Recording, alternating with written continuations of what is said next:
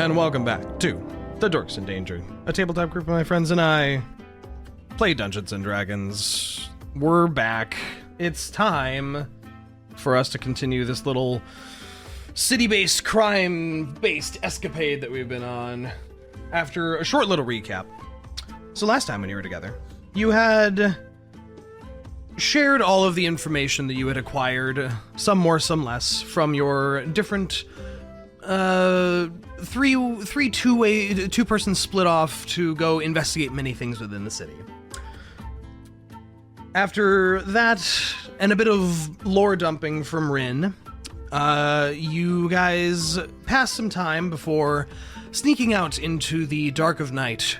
Or sorry, not sneaking out into the dark of night. You hung out in the temple center of the city until nightfall, using the cover of some masquerade masks and some cloaks that Rinn took, to then make your way to the massive temple where you were told you would be able to meet the Dryads.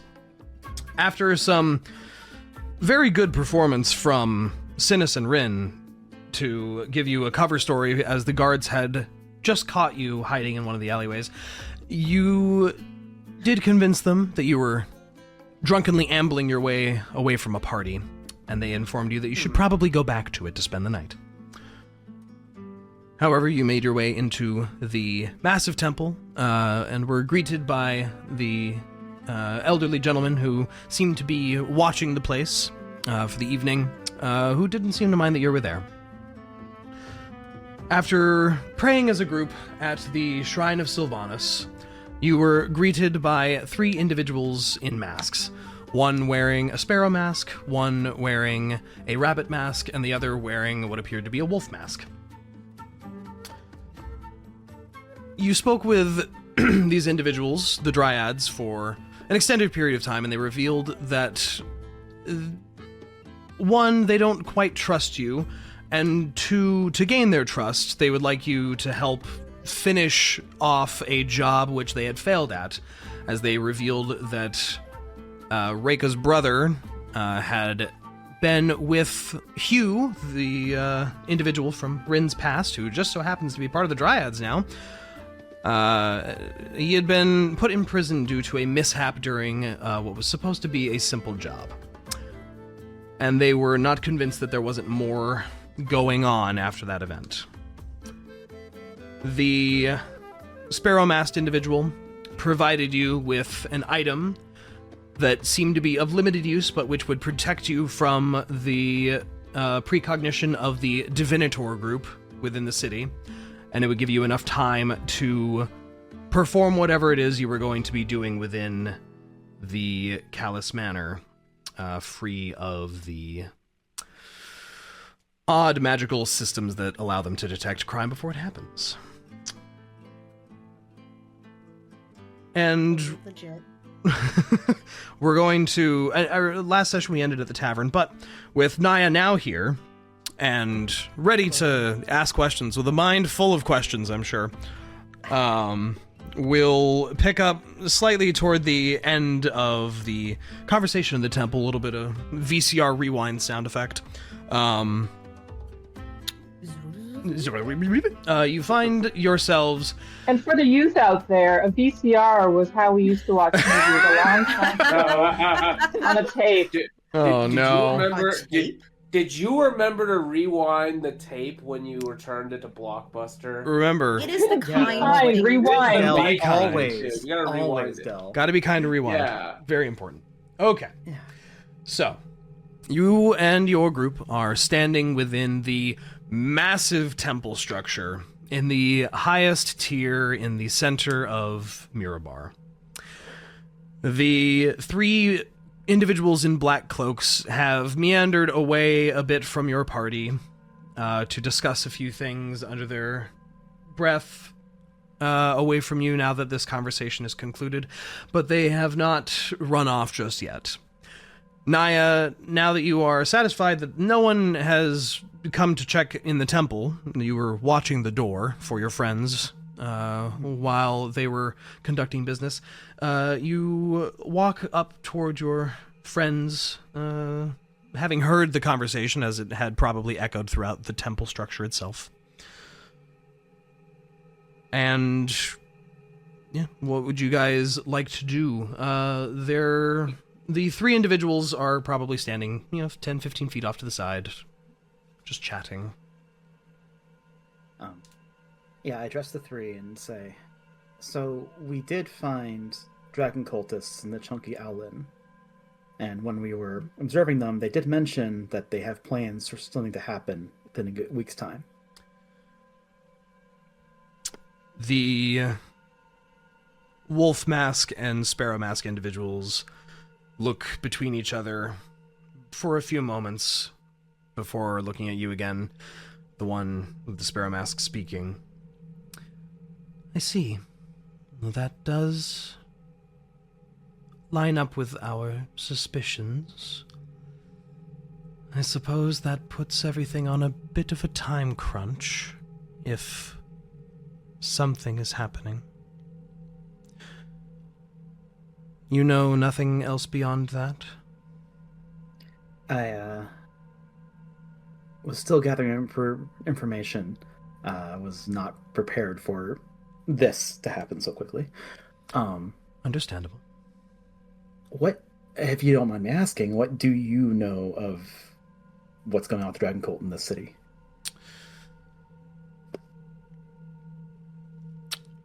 Make a persuasion check for me.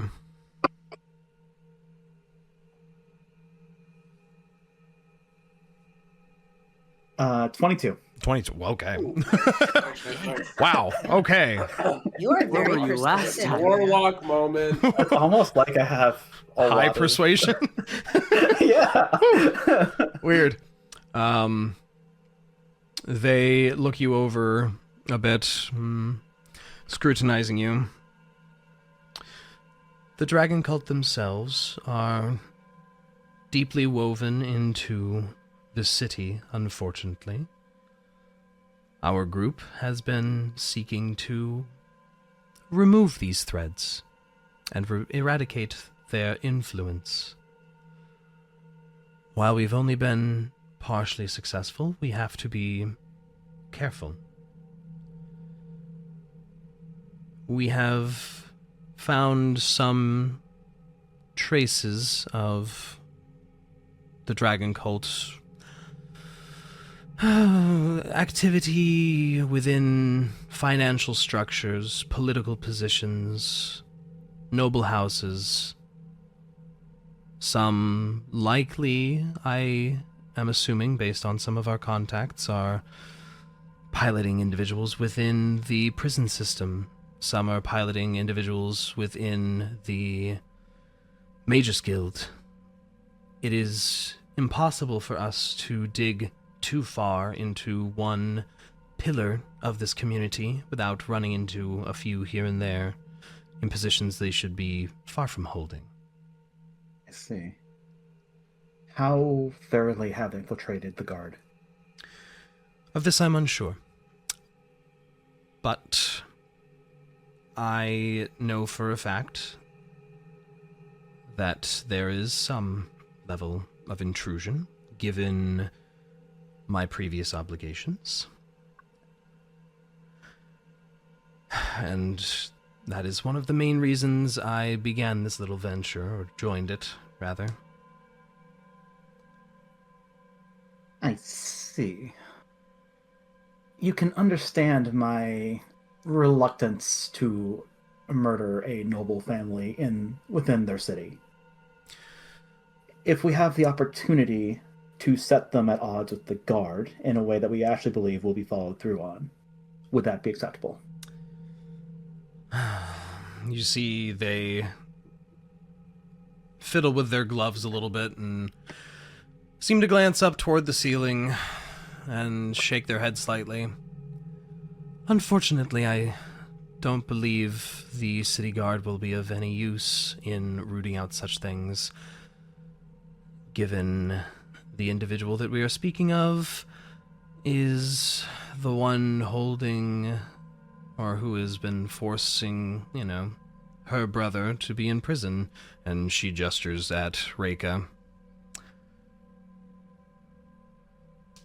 Lady Serena Callis has her thumb atop the guard force due to her husband's position. And you believe that even if we brought forth evidence that they were either fiendish or aligned with the cult, that still would not be enough? I worry that you and anyone you've been interacting with might become victims of a wholly corrupt system were you to reveal this information.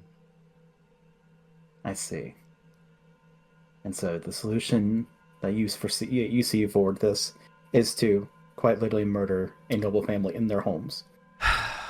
I know it sounds perhaps rash, but I assure you that if, as we are suspecting, Lord Callis had been deeply entrenched in infernal magic and working with the cult, if they are exposed, it's possible they might cut the head off their own snake. Or perhaps Hydra in this case. If you find proof, I imagine you will be met with resistance. I imagine this resistance would not be something the guards would be upset about seeing removed. No guard wishes to see devils running free on the streets, but they don't get to make the decisions. I see. So you believe that if we can prove that they are forming infernal pacts and or truly in line with the cult, that the guard, that in the aftermath the guard will not pursue us to the ends of the earth? Well, if you, in using the little trinket that I gave your friend over there, if you are able to get in, complete the task, get out, if you do it at least quietly, no one will be the wiser. And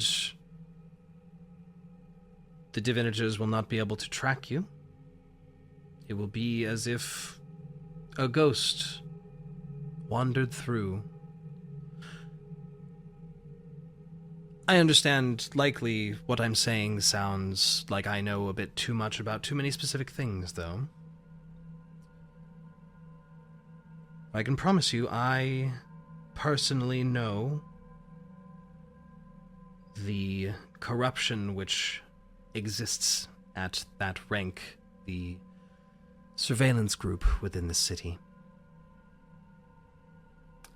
I've seen it myself.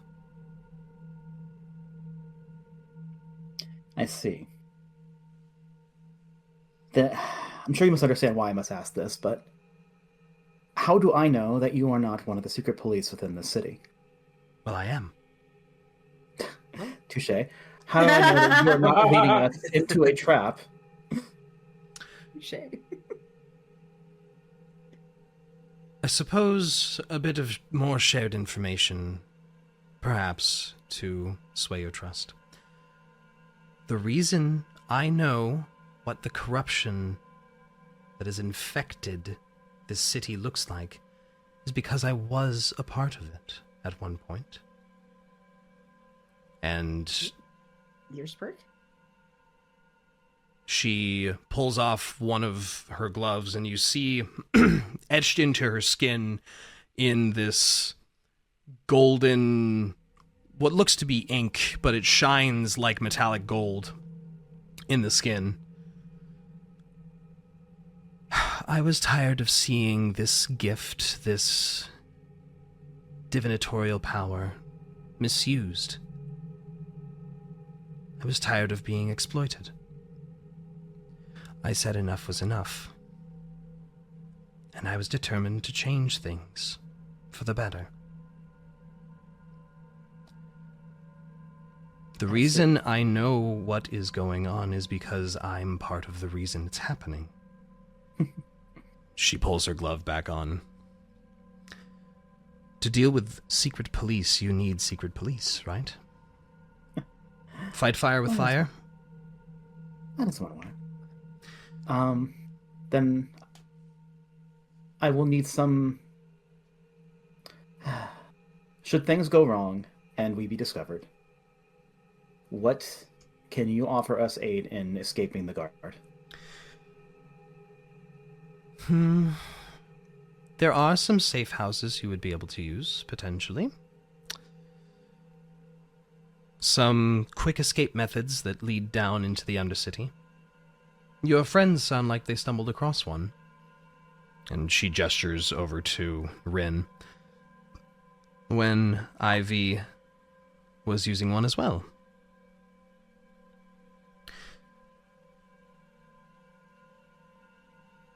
I can leave an individual, perhaps, observing your progress, and should things go awry, they can help you escape. Now, if you get the entire guard force manhunting you, there's little we can do. But if a patrol is chasing you, perhaps, there are some ways to lose them, if you cannot figure one out yourselves.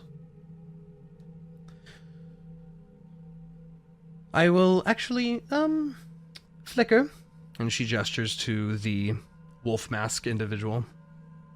You will tail them. That way, it's all out in the open, and you've met the one that will be watching you from the shadows, as it were. And the one wearing the wolf mask just silently looks over at your whole group, then back to her, then shrugs a little bit, seeming fairly indifferent.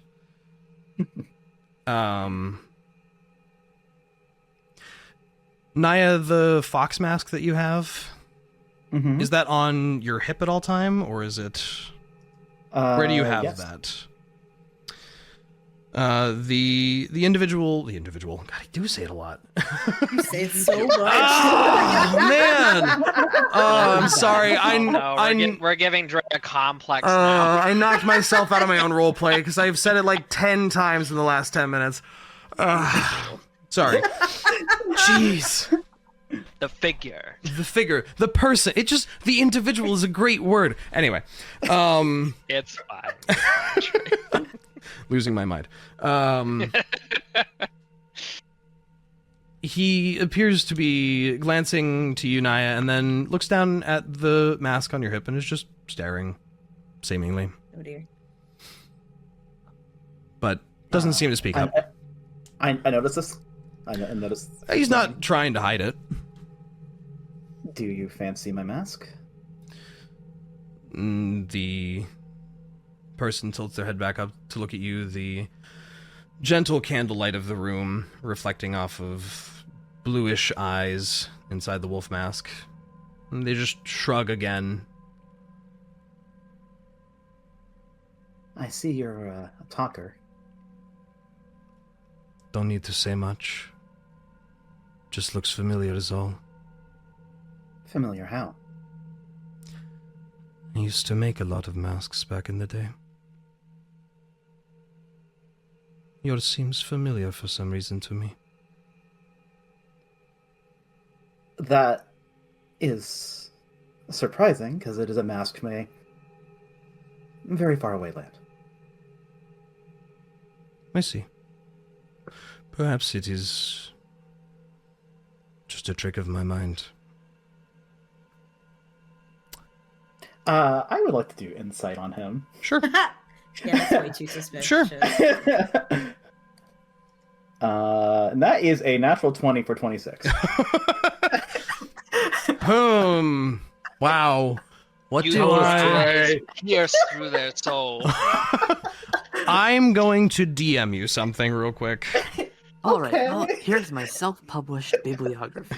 Like, oh, you fucker. You peer into the window of my soul. Is that where I get a 20? I don't look. The dice tell the story. It's not my job. And then we're gonna get to a fight. I'm gonna miss every attack.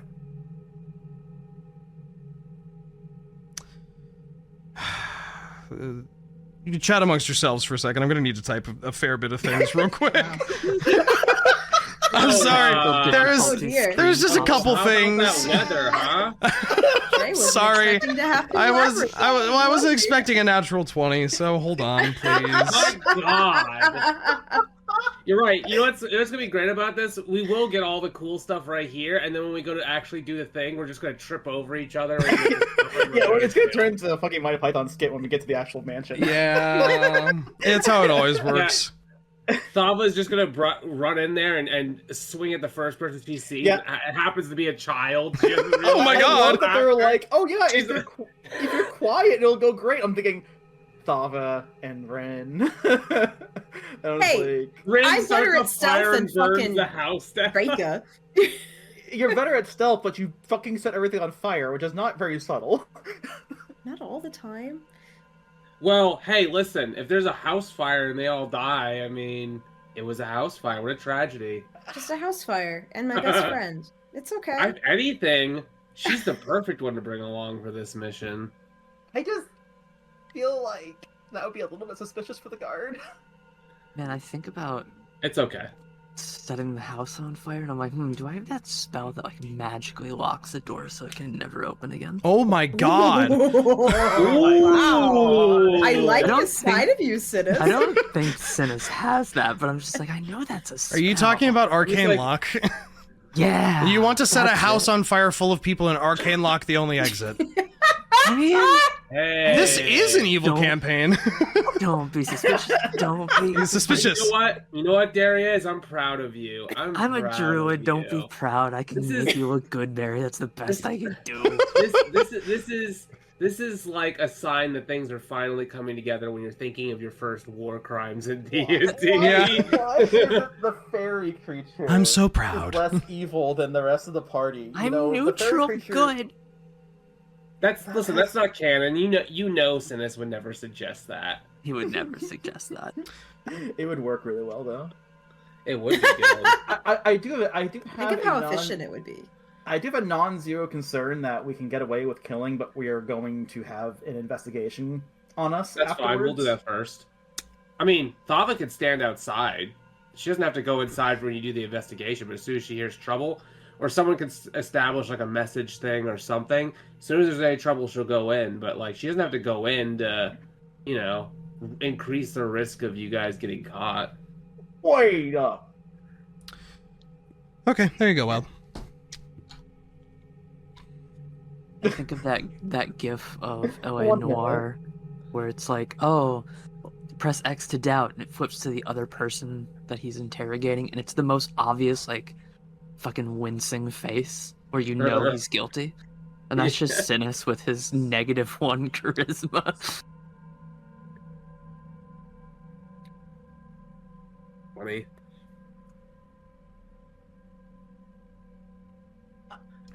Deriaz. That gif, just Synas, did you burn the house down? So fucking bad. I Okay, didn't Dre, play fuck that you. game. You're welcome. What? Why are we fighting? Please Dre? do Wanna not fuck your Dre? DM. Hey, It will not help you in any way, shape, or form. Yeah, no, Oh. Okay, yeah, no, taking a deeper look at those masks, I have to ask. Where did you get your masks?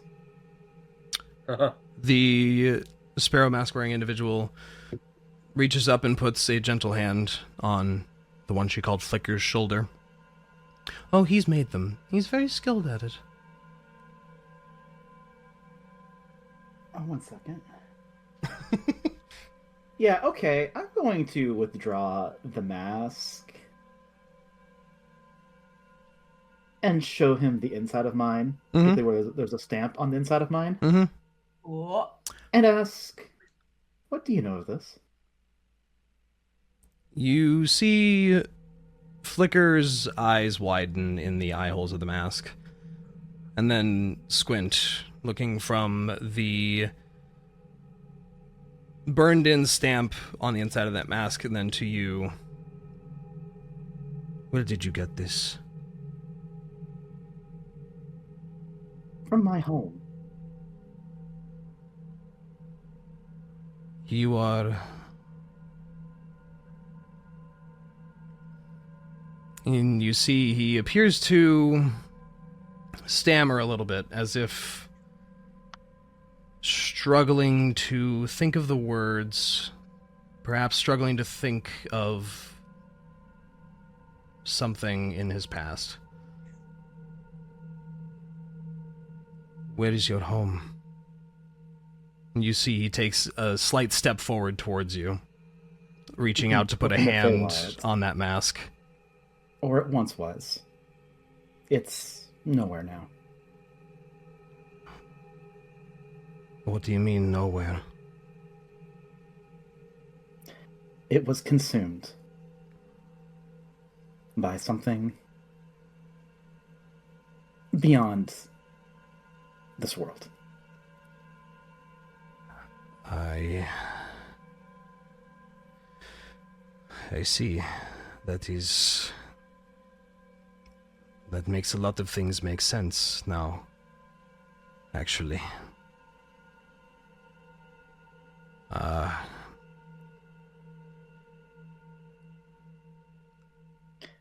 So again, I must ask, considering the very dear importance to me, where you made these masks. How did you learn to make these masks? I've known it since I was young. Who taught you? When did you learn?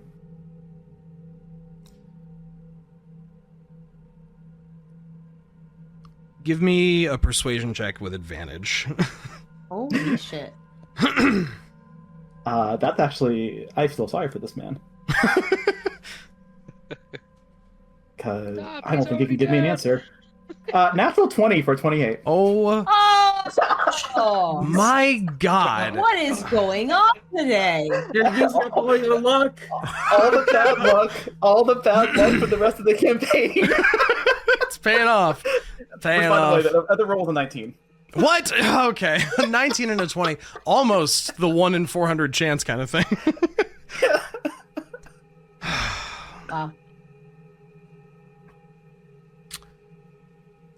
You see, he grabs the mask from your hand.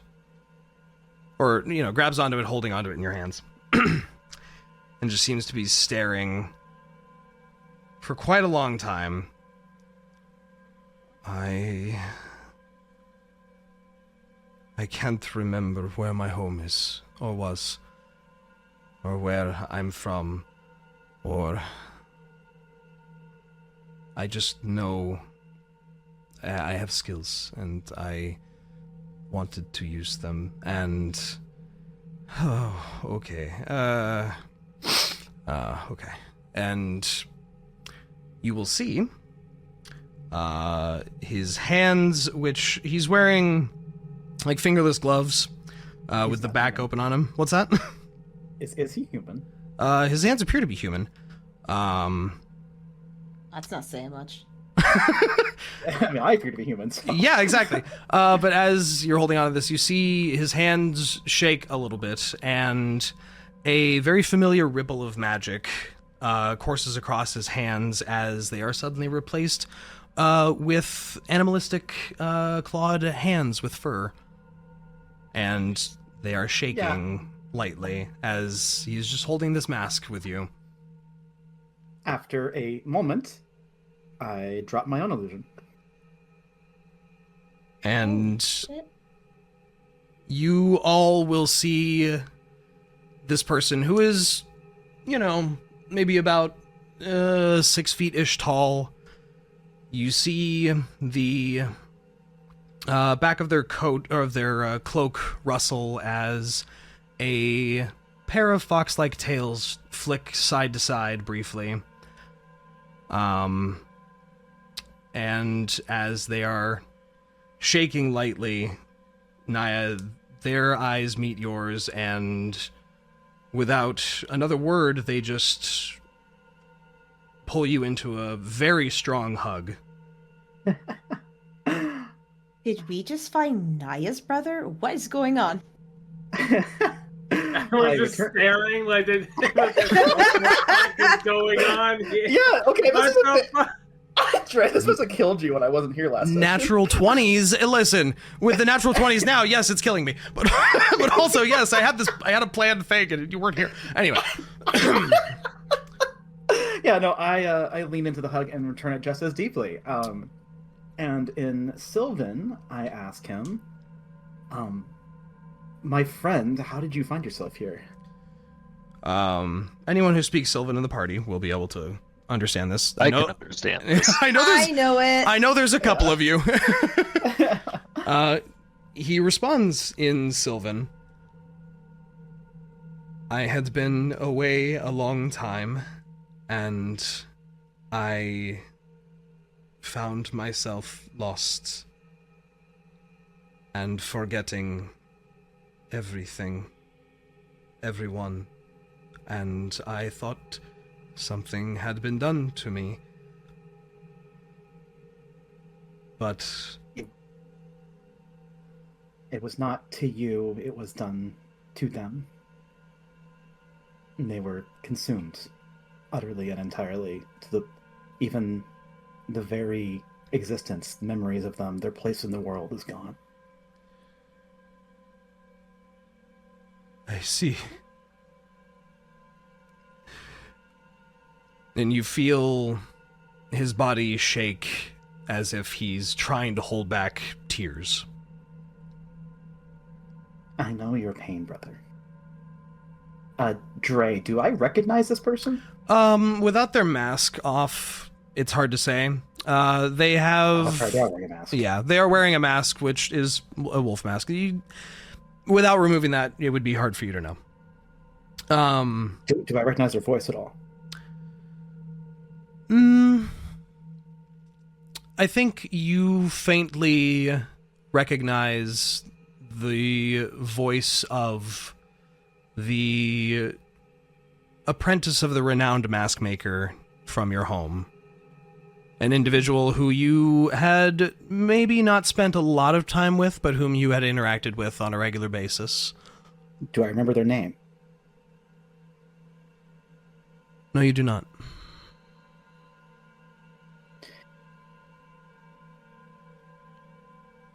My friend, I must ask, what is your name? Your real name? You see he finally lets go of the hug a little bit and lets out a soft laugh. I don't know. I haven't known for a long time. And I understand now why that is. It is not your fault. They are gone, all of them.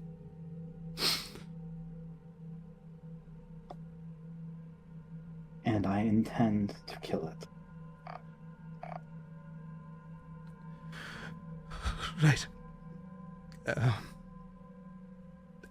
And you see he steps back and tries to compose himself a little bit.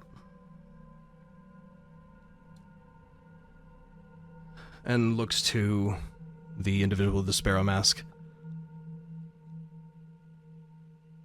My apologies for losing my composure.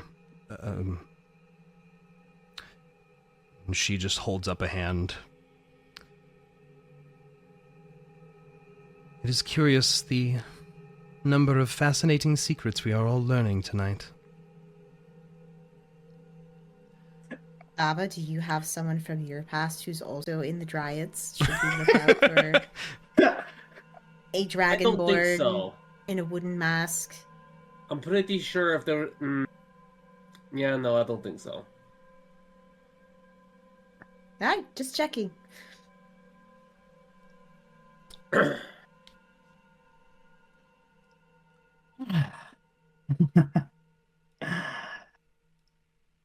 Flicker adjusts his coat underneath his cloak a bit and sniffles and... Well, knowing this, I will double my efforts to keep you and your friends safe. Yeah. Of that, I can assure you.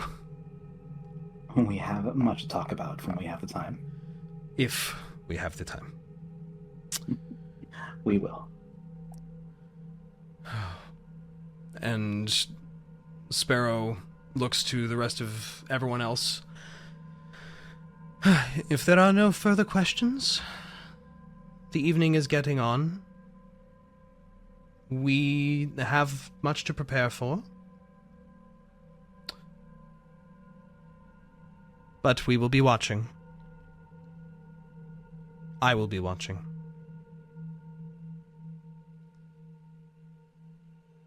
And when it is complete,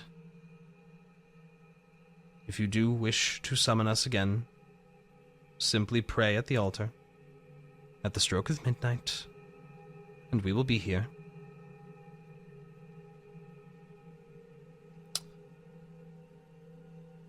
Until next we meet, friends, and new friends, as she looks at the two kitsunes standing in front of each other.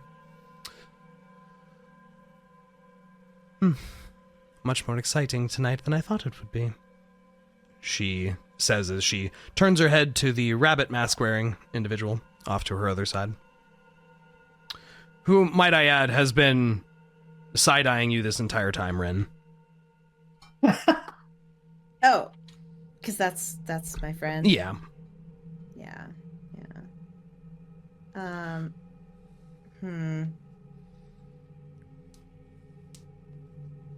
He.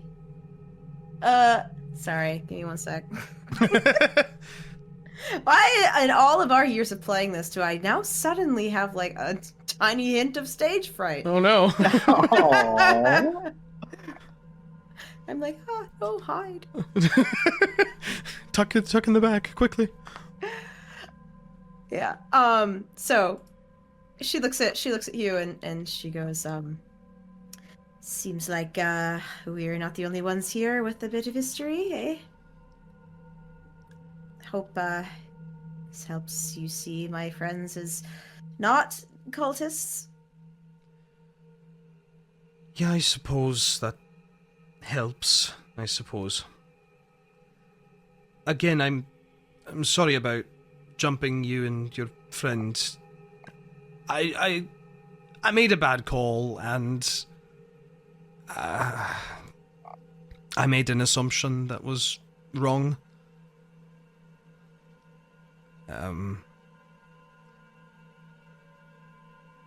You see he just stands there fiddling with his hands back and forth, idly picking at some of the ivy leaves that are woven through his skin on his right arm. Woven through his skin? Mhm. Like, oh, shit. The arm that you had seen that he was wielding the sword with was not just wrapped in ivy, but the vines themselves appear to stitch in and out of the skin. Can I, like, kind of gesture at his arm and be like, that's new?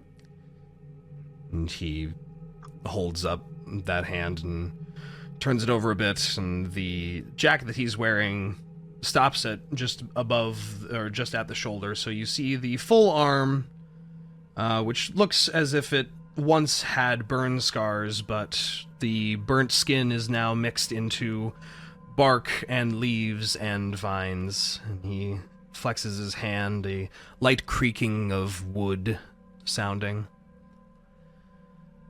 Yeah, it's, Rinn kind of gasps, and she's actually kind of horrified. Because she knows what this is from. It's better than it was before, I suppose. Better this than being in pain every day.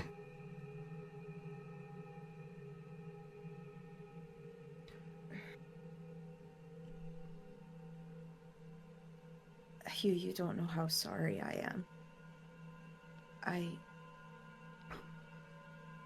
I had no doubt that you would be fine.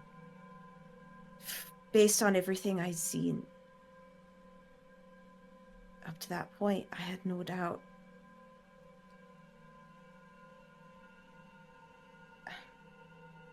You see his shoulders slump a little bit. I had just hoped you would have trusted me when I told you Arinyan was manipulating you.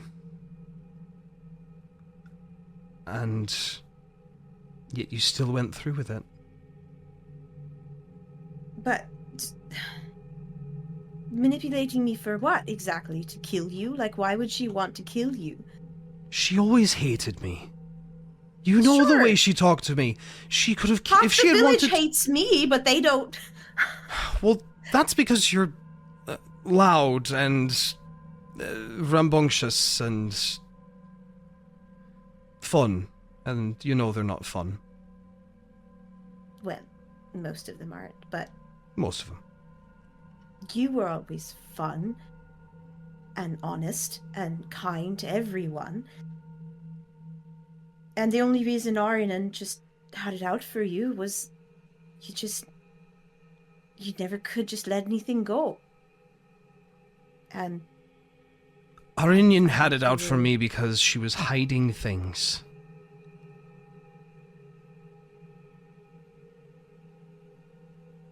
well,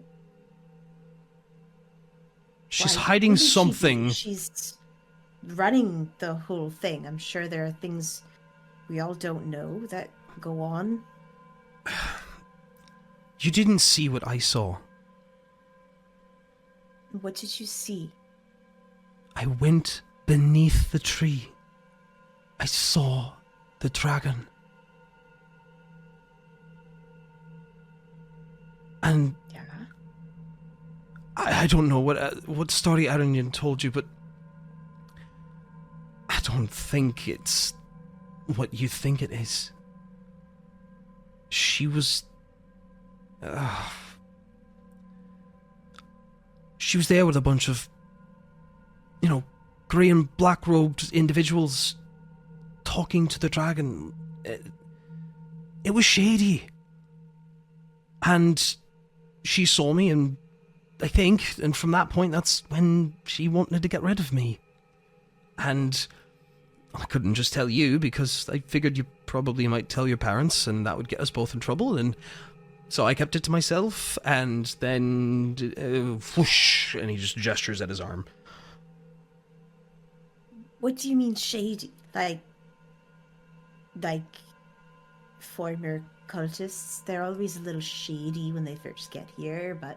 Like active cult members. Like ones that I've been killing here in town level of cult members. They were not former, they weren't members of the cult. They had never come into our village, and there they were in the sanctum with her. Why? Why were they there, Rinn? If something more wasn't going on. I don't know. I don't have proof that that's why she had you burden me, but there's something fucked up about that place, and doing this here is... it's not penance, but it's something I can do without going back there.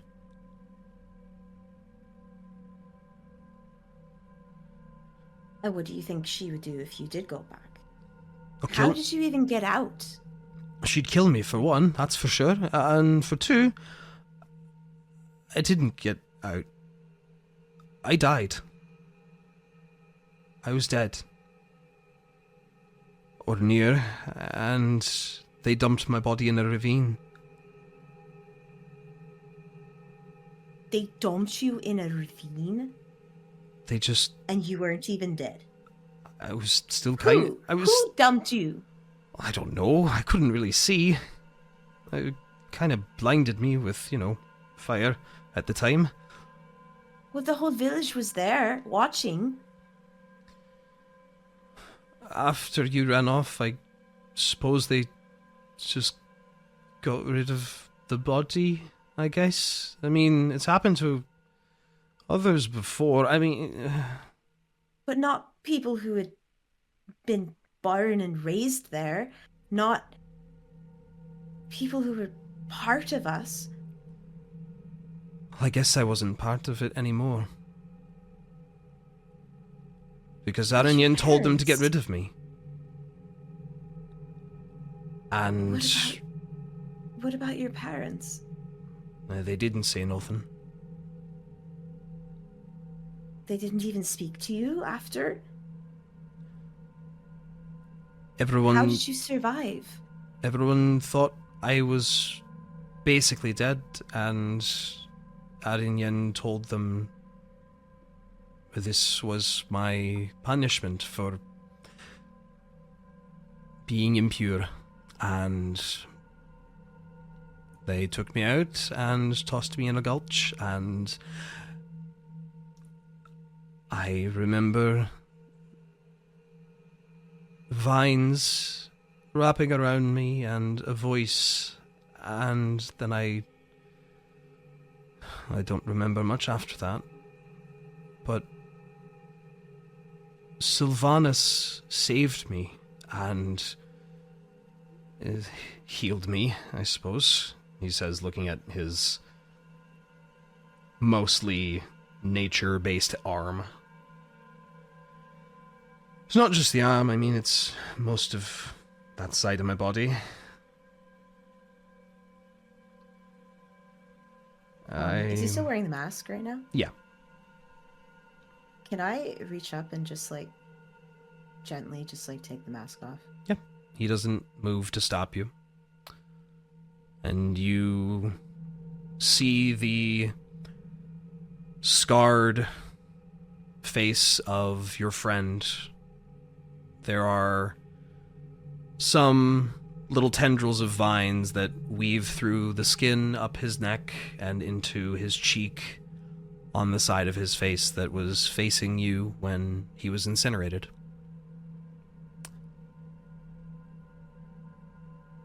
And you see him just staring into your eyes, just a little lost mentally. Rinn's gonna just, like, start crying, and she's gonna put her hand on his cheek. You see he winces a bit, but doesn't react beyond that. And if he lets her, she's just gonna hug him and hold him and cry.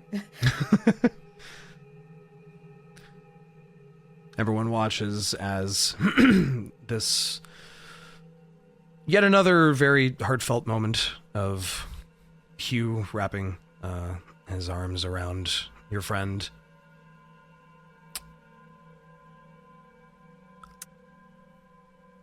My place is to serve Sylvanas' will here. That's why I was brought back.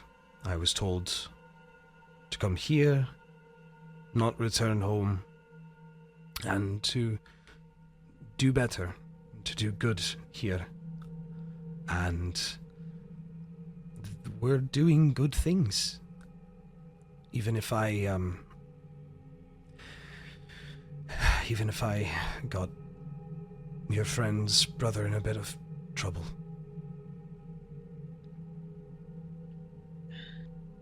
Hugh, I'm so sorry. I'm so sorry.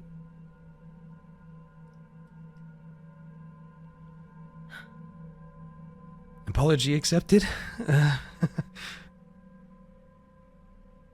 I'm alive at least, and well, I didn't expect to be seeing you again. Neither did I. I'm so glad you're here.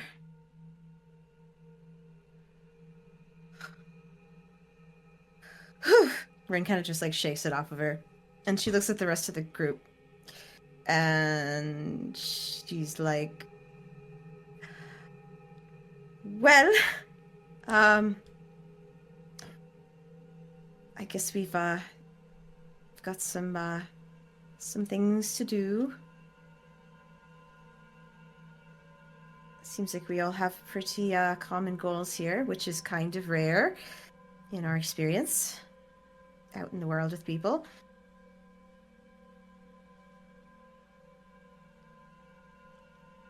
And Hugh puts his mask back on and glances at Sparrow, who's just watching all of this with, if you could see the expression on her face, just...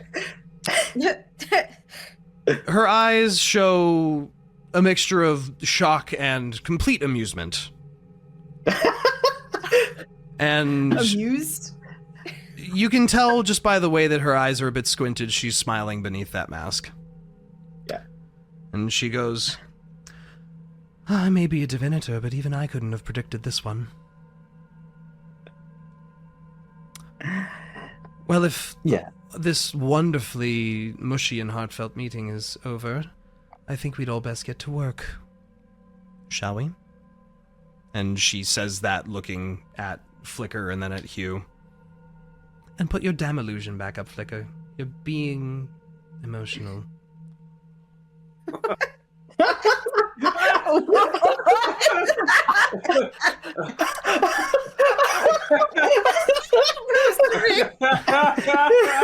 You know, Thava's gonna look at Niah and just kind of smirk without saying anything. Oh my god. Being emotional. Why are they not allowed to be emotional? And that's what Thava just says. Yeah, what she said. Yeah, no, I absolutely just flipped Thava off.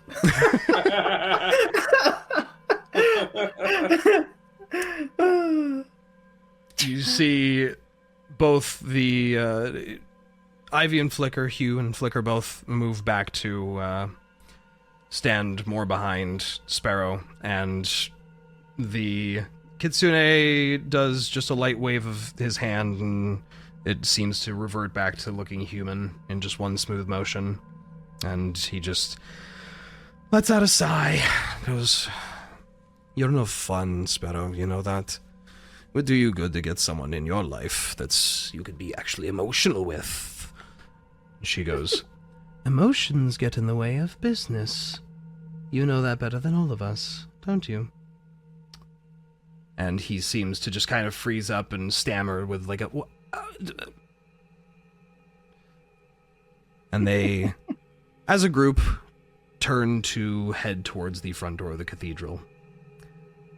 I wish you luck on your journey and in your mission. Stay safe. And there is just the echoing click of the heels of boots as the group of black-cloaked individuals exit the massive cathedral.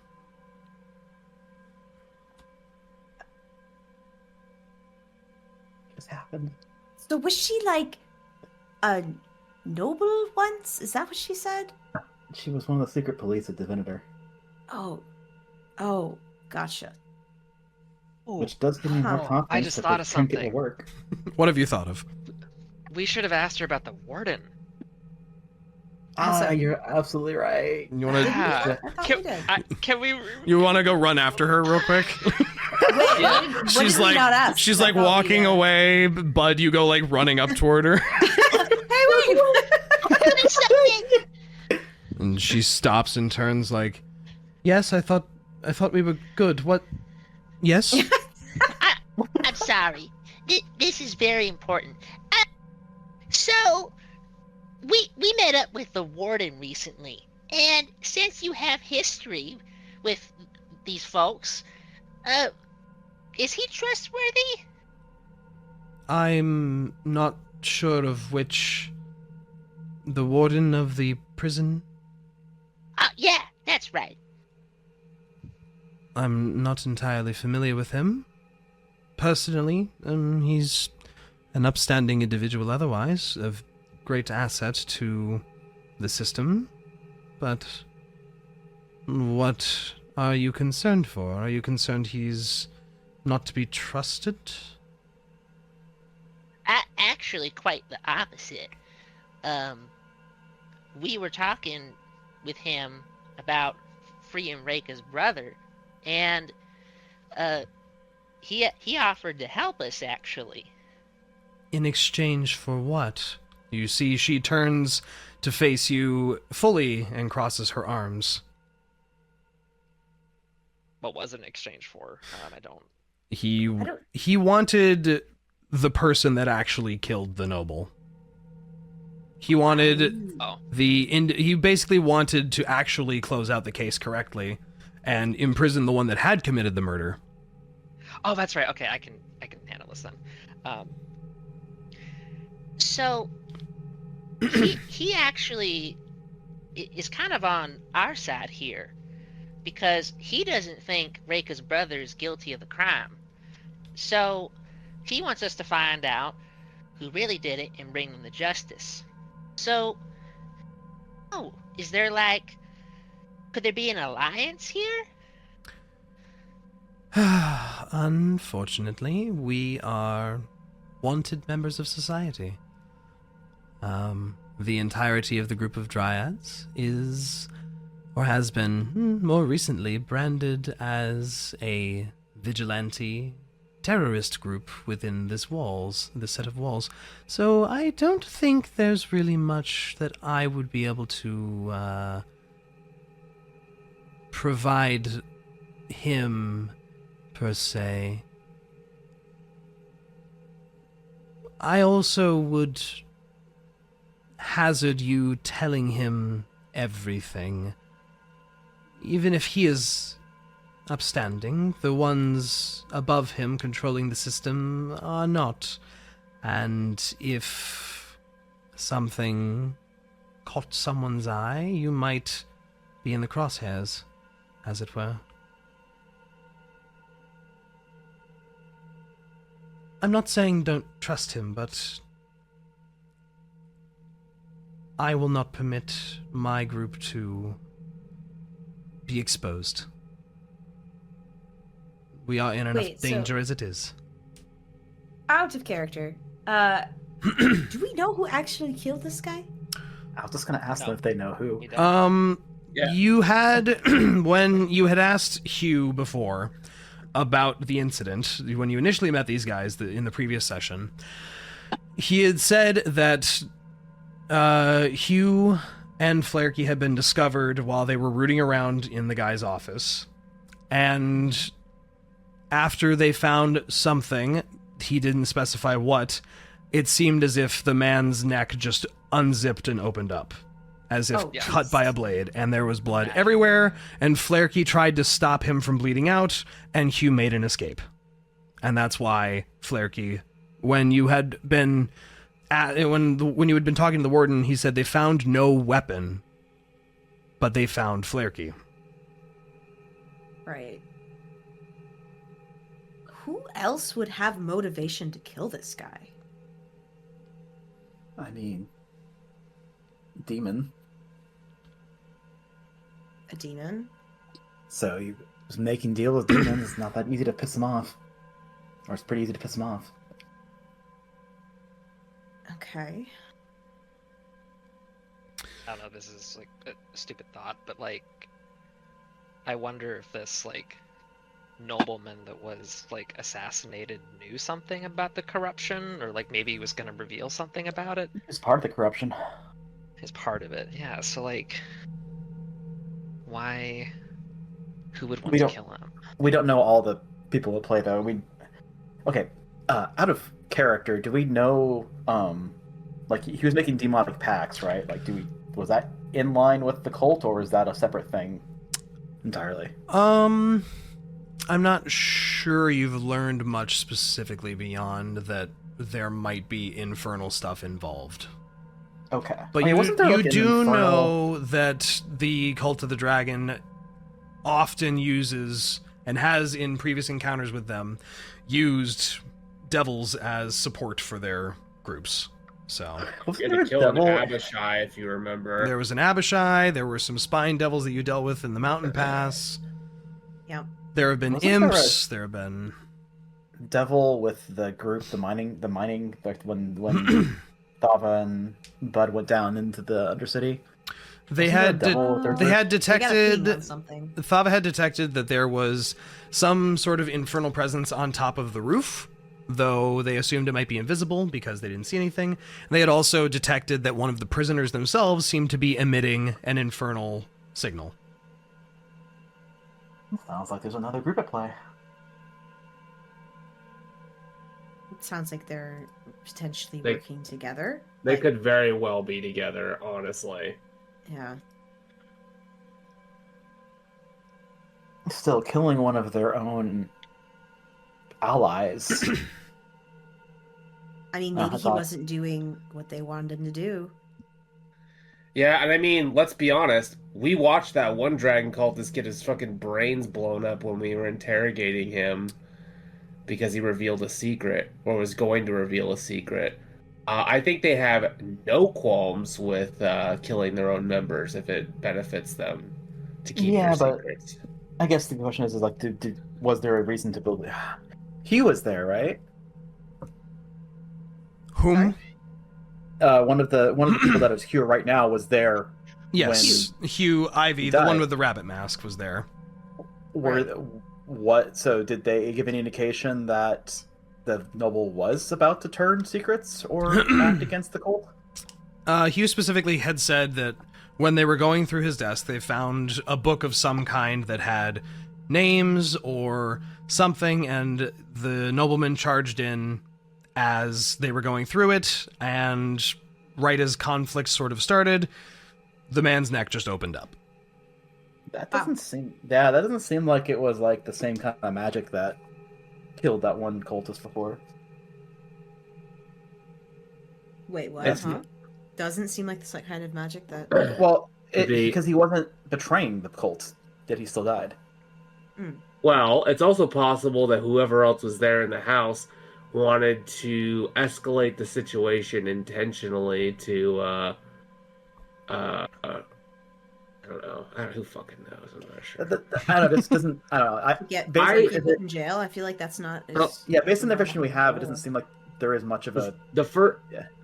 The first thing I thought of is it almost seemed like a fuck, what is the name of the spell? It's a cleric spell. Inflict wounds kind of thing, where it's just like you touch someone or something. Well, that's the problem. No one touched him though, right? Not that they know of. They could have been invisible. Yeah, true. That's well, Suppose. yeah. Actually, that's perfect because we detected something invisible in the prison when we were visiting. Infernal and invisible. Yeah. Still, Fun combination. kind of a weird. Yeah, it's kind of a weird. It's still kind of weird that they killed one of their own agents or allies. I mean, there's also a very small possibility that for whatever reason he might not have been aware of what his wife was doing. Maybe his wife is the one behind it. Well, no, if it's infernal shit going on in the house, who fucking knows? Who knows? The one thing we do know for sure is that we don't know the motivation for why he was killed. So there's definitely more at play than we know. Yes, 100%. Yeah, that's going to be, I feel like, what we need to find out first. It's not just if these people are good or bad, these nobles, but, like, what the fuck is going on and who else would want this guy dead? So, yeah, I guess it's just going to be, just going to have to become investigators who are better than the actual investigators. Ray, I have a question. Mm-hmm. Would the Dryads know if, like, that person's body was recovered? Oh, yeah.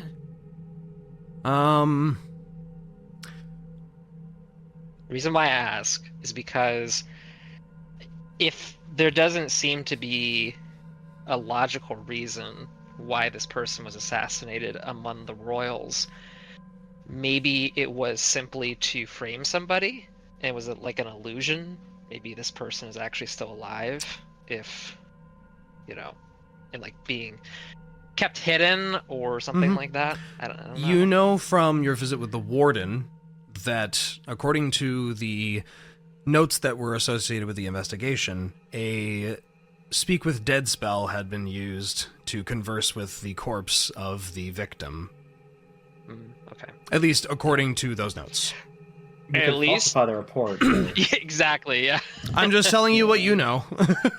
And Yeah. the individual in question, Hugh, had said he left immediately after that had gone down. So, Yeah, I think it's worth bringing up.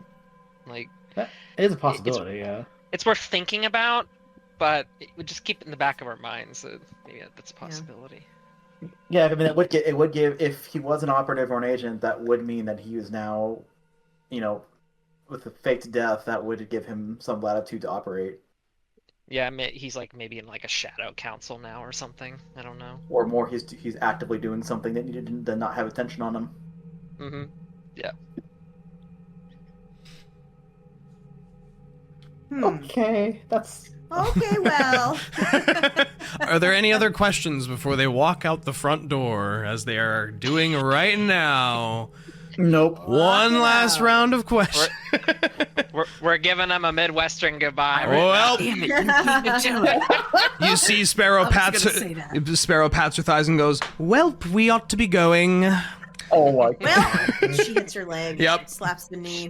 Better get going before it gets too cold." god. No, she doesn't do that. She bows her head lightly and says, "Until we meet again, be safe." And without another word, all three of them open the front door, glance outside, and Bud, you do see the Sparrow Mask individual appears to cast some sort of spell as a shadowy sort of essence falls over her and the other two before they head out into the darkness. Wait a minute, I'm waiting for Columbo to appear and say one more thing. One more thing. When we need him. Oh, one more thing. One more thing. What about the a human in a long tan coat and a trilby appears from the shadows off to the side. I've been observing you, and Yeah. Wow, who are you? the name's Galumbo. Columbo? Anyway, Columbo. end scene. You guys are insane. Okay. Is there anything you guys would like to do before you sneak your way back to the tavern? And I'm not going to make you roll for it because you did succeed on it last session, and we're just catching back up to where we were last session now. That sounds great. Great. You could start. Well, there was. I did want to go see the fence and see if they either had dealt in information or knew someone who did deal in information. The fencer that they had met Yeah. in the market. I'm fine Yeah. using that stealth roll to say we went to the fence instead. Yeah. I would make you roll a new stealth roll because that instead of going from just the temple straight back to the Commons District, that would be sneaking off to the backside of the market, which is a more open space with perhaps fewer opportunities. Do that tomorrow. Thoughts? Yeah, that's fun. So already either late. you can go back to the tavern for free, or new group stealth check to go to the shady merchant that you had met, or Which- some of you had met. I think I'm the only one that actually is proficient with stealth, so that would be. Hey, they did. Huh. Everyone did pretty good last time. Yeah, Wow. we did all right without you. I say Remember, pretty I'm good. very loud. So is Thava. Uh huh. Yeah. I'm fine heading back to the tavern. Bud's looking Okay. kind of sleepy, and I don't want to carry him in. No, baby boy. Oh my god. I'm so eepy. Oh my god. Please, no. Can I get a glass of milk, please? Where's my cat plushie? Oh my god. Oh my god. Good lord above, please help me. Actually, I got something better. I got Bolt right here. Oh yeah, there's been a dog with you this whole time too. There's a huge dog. There's a huge Great. dog that's almost bigger than Bud. Anyway, you make your way back to the Third Watch Tavern and Inn. Sneaking back through the streets, managing to avoid any guard patrols. The inn itself is very dead. There's not a soul to be seen. And you are free to return to your rooms or have any further conversations you would like before we move on to the morning. You do notice as you are returning, a light snowfall has begun in the middle of the night, beginning to coat this massive city in a fresh blanket of frigid snow. I have a question. I have an answer. Oh, shit. Did any of us like? I assume all of us like overheard the conversations that Rinn and Niah were having, right? Oh yeah, I mean it was right there. So yeah, everyone was privy to the whole conversation. Unless you didn't speak Sylvan, then you didn't get the last part of the conversation Niah had.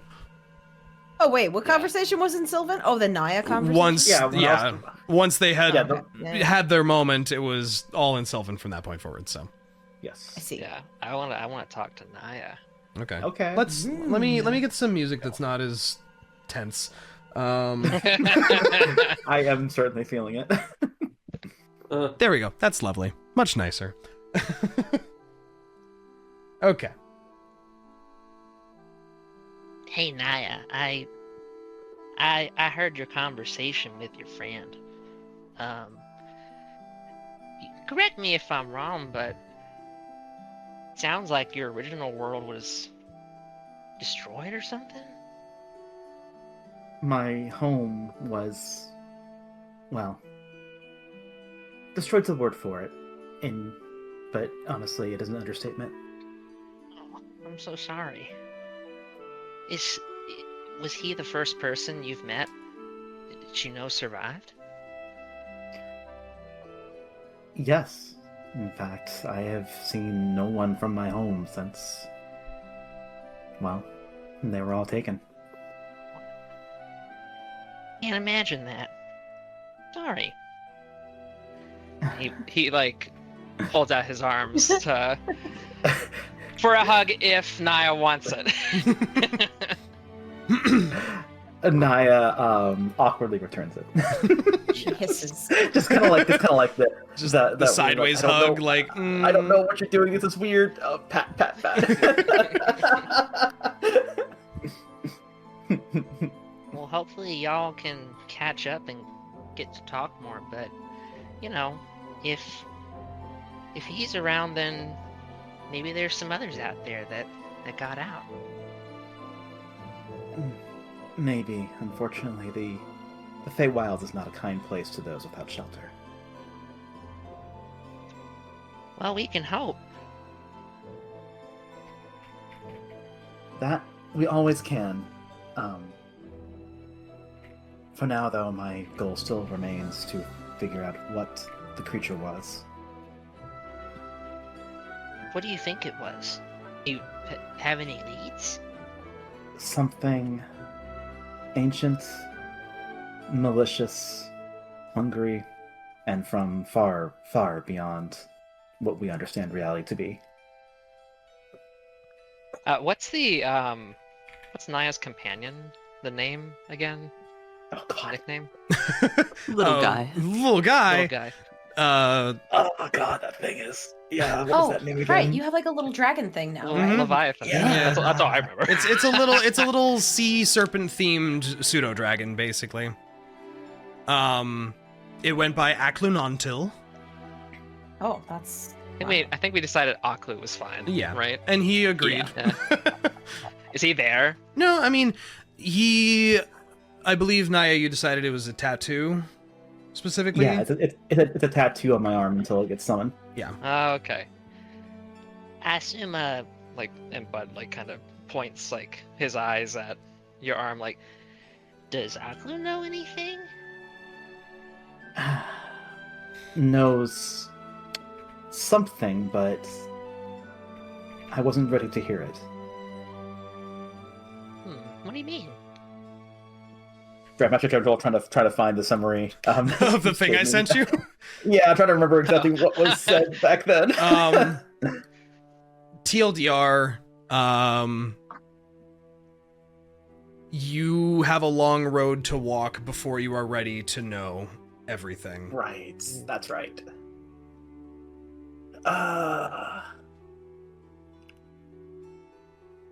And does Niah say this? Or, well, I guess it's, by... No, I mean, I basically just said, yeah, just... he knows. Well, it knows.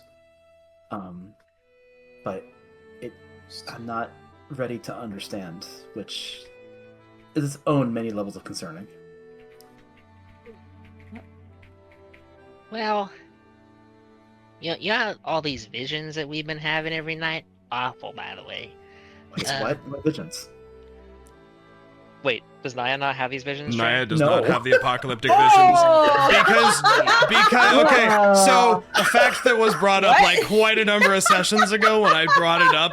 Every night, and I will remind all of you guys, every night your characters are having nightmares of the one massive apocalypse scenario that I read out to you after you killed That's right. after you killed the white just dragon. We just haven't brought it up with Niah. It hasn't been brought up. I- It got brought up Oh. one time, and I said, no, Niah, in fact, does not have these dreams. Yeah. Well, they know that, right? Yes, you guys have talked About about it. Oh, did we? Okay. Yeah. Okay. Yeah, I figured Niah at least knew. Yeah. Okay. Anyway, I was gonna say like Well, maybe it's kind of like these visions that we've been having. I don't know if we're quite prepared for what's to come with that. So maybe it's something similar with finding out who destroyed your world. And Niah, Maybe actually, we'll be at you ready. saying that, kind of looks a little uncomfortable and kind of grabs her arms and cradles herself a little bit and kind of this is a little bit of like a uncertain defensive posture. And truthfully, I have been having flashes of, well, what seems like memories of things that I know for a fact I could never have experienced.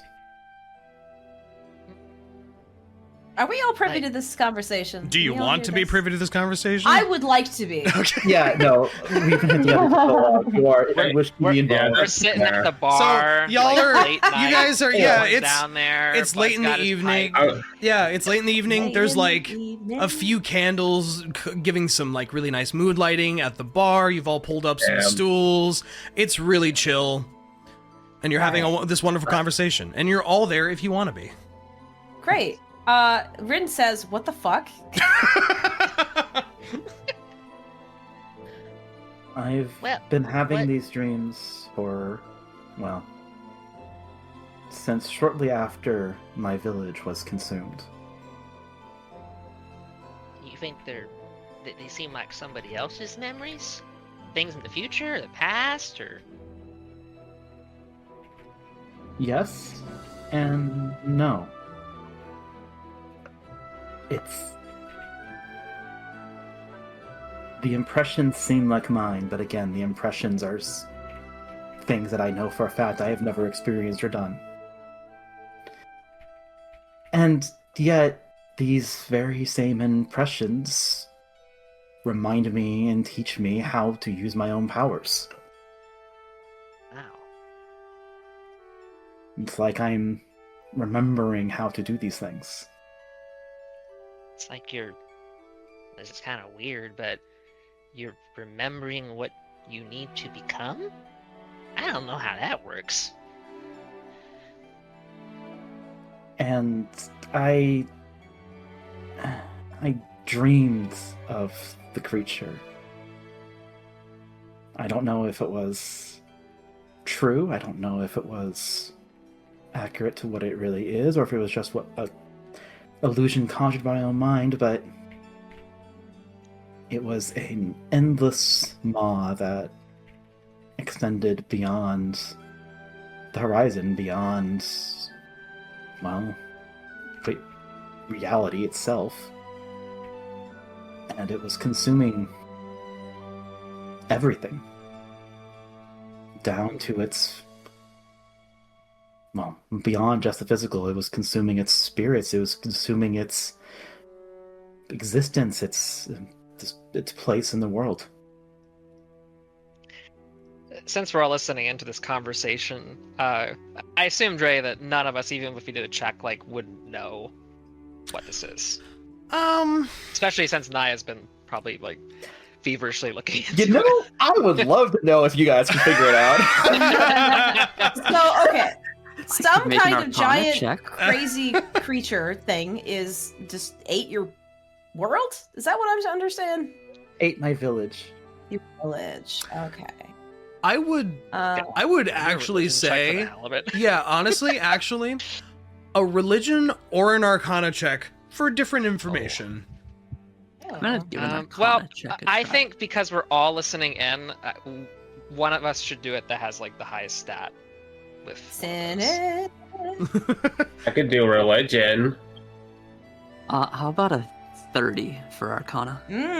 What? My God. 17 plus 13. Jeez. Hey, what does a nat 20 on religion give me? No, you did not. No, you Hey. didn't. I got a nat 20. No, you did. I got a Oh nat fucking 20. my God! So in today's session, the party reveals all the notes. All right, DM, get to work. Come on. Revelation. Give us the the gods. info. I'm pulling Oh my. my- I'm dragging my fingers down my face. I'm screaming. Oh Trey, my do you need a God! moment? I'm Do you gonna. need We a see moment to a figure out light what to say? beam go into What? Synas' head. Wow, we're about to learn everything about your character right now. In 1 second. Yeah. I'll admit, Guys, do you have like the with those Indiana Jones rolls- scene with like Kingdom of the Crystal Skull at the end where the lady's like learning all the knowledge of the universe and she's like, it's too much! Like, that's what's happening with Synas. I would have added a cosmic omen if I could have. Oh my God! Yeah, you're out of those for today, aren't you? I am out. I'm out. I would caution your expectations, considering if you remember that the Kitsune could not remember anything about his home or his families, or where he learned his skills.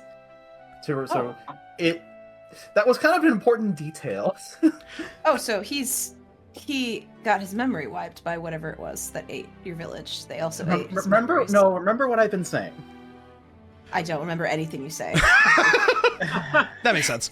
Nothing happened to him; it happened to them. I'll start with the nat 20 in religion. Okay. Because, like, wow.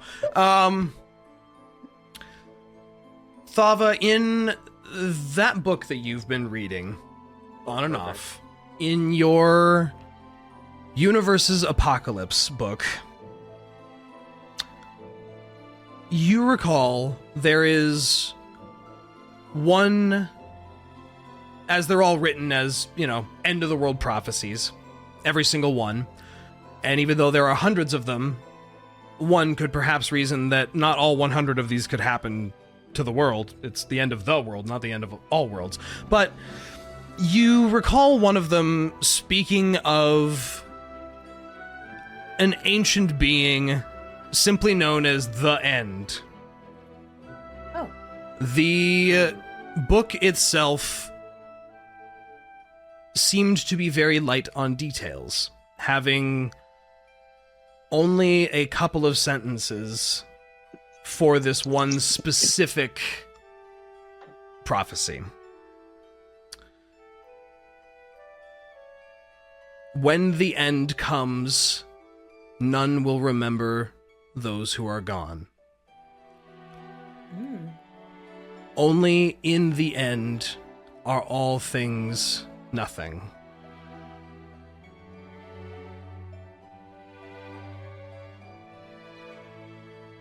Oh, very interesting. I could probably just... Thava might just kind of, say that kind of under her breath. Kind of. As she, remembers it. That was the other people ominous of you to say, Thava. I read it in that book. With the Arcana 30, which is just a really high number. It's not But a wait, natural there's 20. more! But wait, there's more. That makes it even worse, honestly. Synas, you have studied magic and magical properties, creatures that are magical that affect the living world. While you are not necessarily familiar with this thing specifically, all of this mention of, because this name has come up many times, the end of all things, the end, something from beyond, something clicks in your head that tells you this must be some type of abyssal cosmic entity. Something that is eldritch in nature, perhaps, but which is far greater than, anything a dragon on the same level of being the power of a demigod or even a god. You have read a text somewhere, perhaps in your travels, that talks of creatures being imprisoned between dimensions as a safeguard to protect all different realities and the different planes from things that would seek to consume or eradicate them.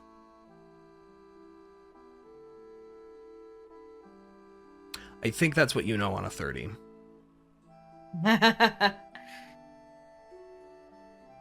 Something that, even the Abyssal Sea, the Astral Sea itself, is not a sufficient prison for a creature of this type.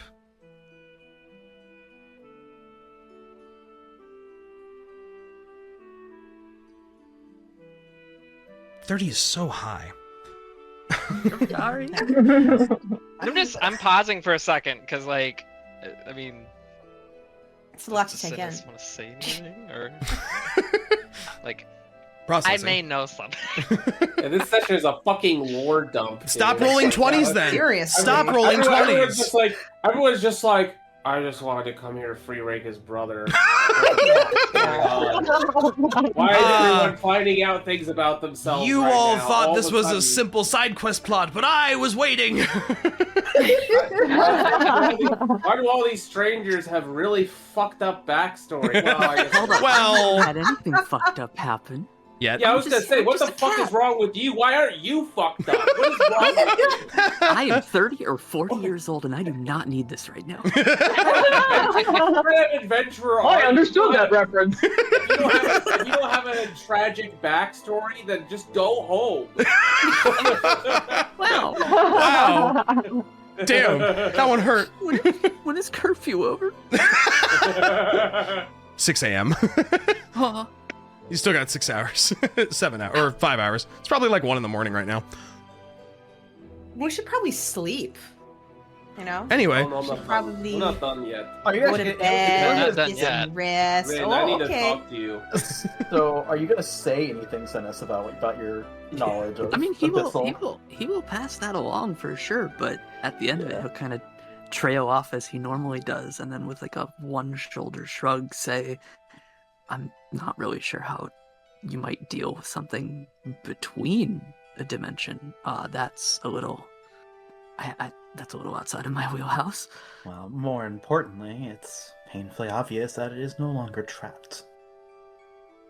Does this have something to do with the entity that was in the caves when we first came down there?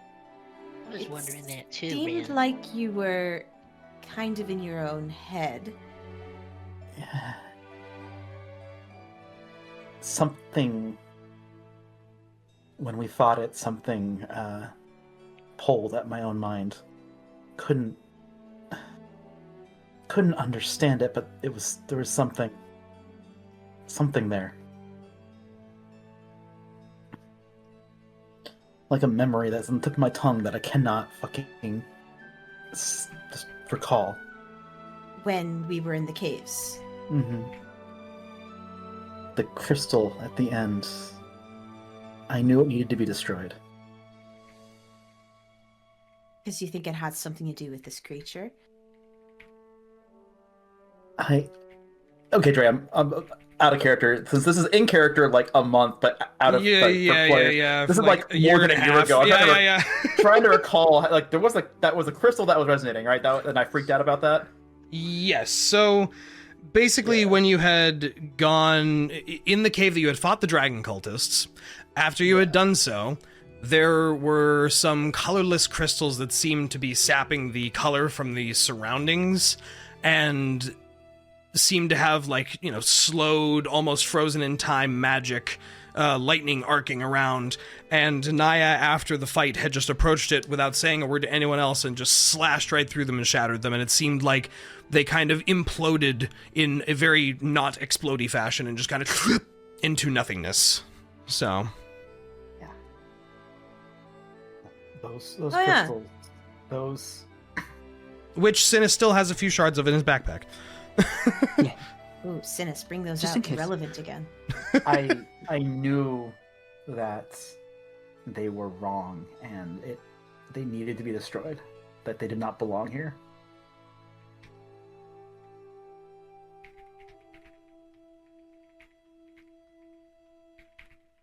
So do you also have gaps in your memory about where you came from, like he did?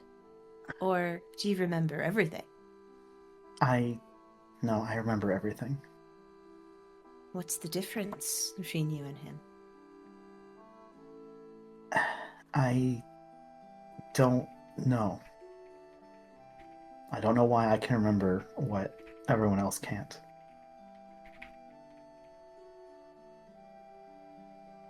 Have Does you this met have any- others who came from the village as well? Who also None. couldn't remember? None. Hmm. Couldn't. Well, most of us were home when it happened. And those that weren't, I have not been able to find. Does this have anything to do with your warlock pact?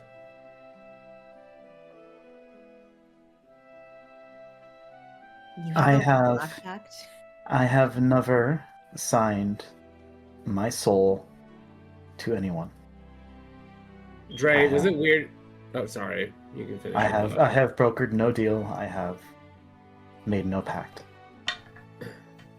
Dre, is it weird of me to assume that? I feel like that's a decent assumption It's to a make, right? it's a very That's well-known she's thing with very warlocks. clearly a warlock. Yeah, I would say Yeah. by this point it's very obvious that she's Very clearly. warlocky The in Eldritch nature. blasting is Yeah.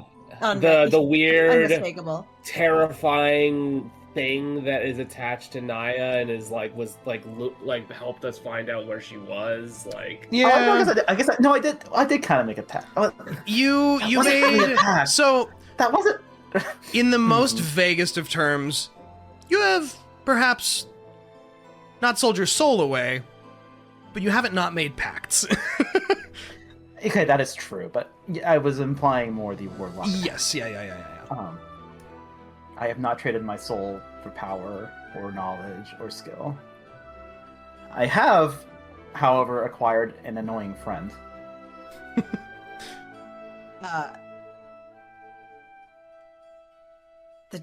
Sorry, I thought she was talking about me. You mean the little dragon guy? Yes. They were the one that took me back then. In the cave. Oh. They wanted to have a talk.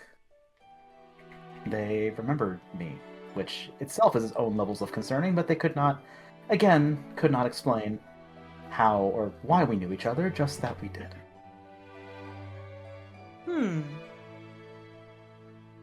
Once again, I'm not ready to hear it. You're not ready to hear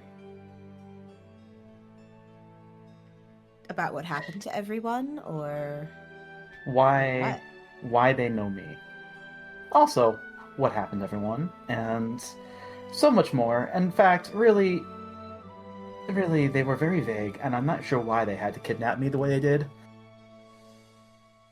The DM I shrugging feel in the like sky, maybe you like, should- sorry. Wait, what? the DM in the sky going, I'm very sorry about that. And I'm mostly thinking, this could have been a fucking mail. This could have been an email. Is it a letter? This could have been a letter. You could have just written me Yeah. about this. Why did you have no to? wonder everyone in this party is adventurers. I mean, I kind of had to, figure out what to do once my home literally ceased to exist.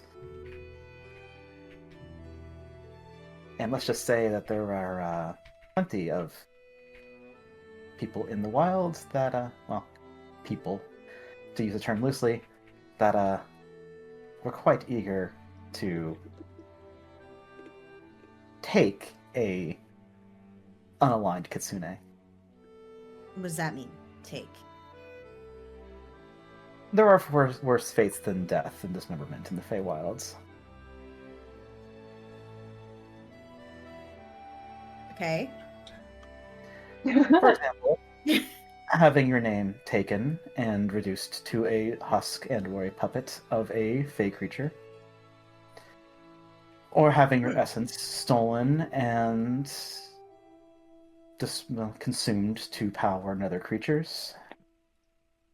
Or to be reduced to, well, other innumerable terrible fates.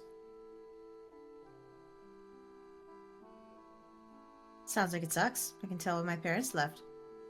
It has its charms. Has some real amazing food. Yeah, well, so does Waterdeep.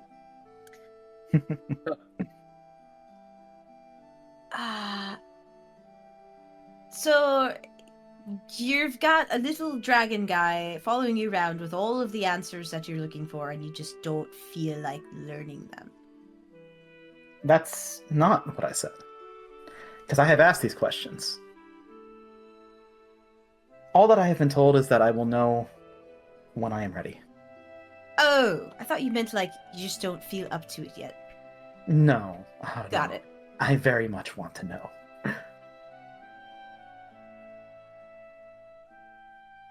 But it will not tell me. I see.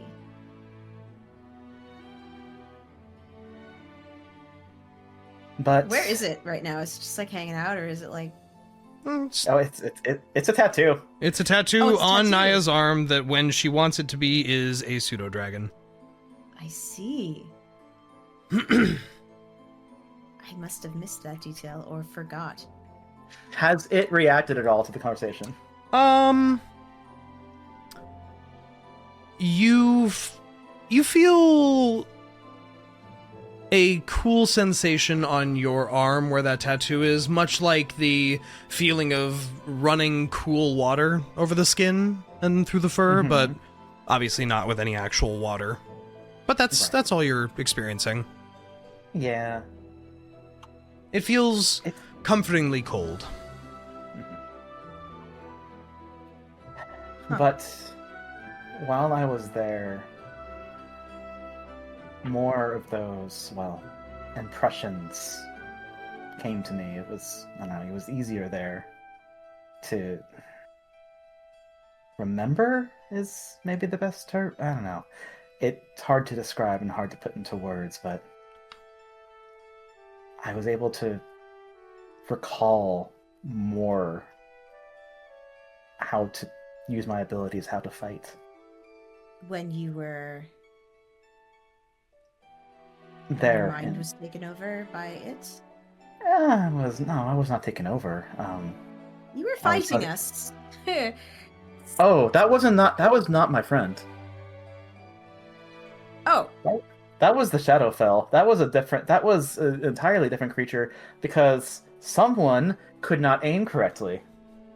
You all hear a tiny voice from Niah's left arm going, "It's not my fault that you don't remember how to transpose correctly."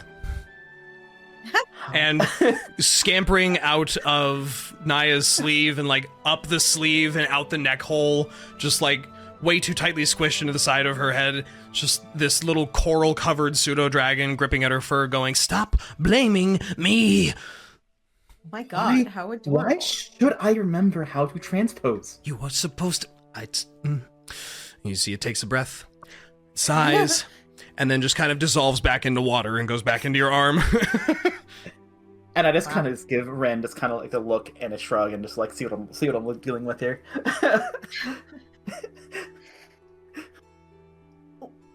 He seems pretty friendly, just a bit argumentative. What? Very stubborn. Well, that's just the pot calling the kettle black.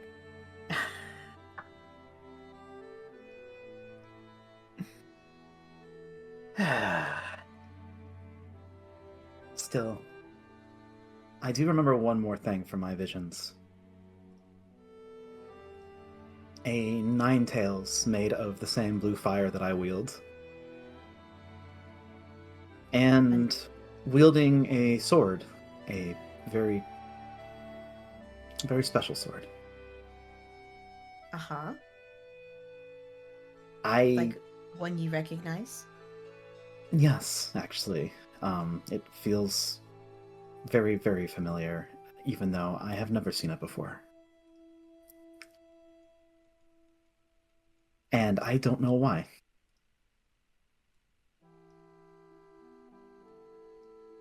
But the sword feels like mine.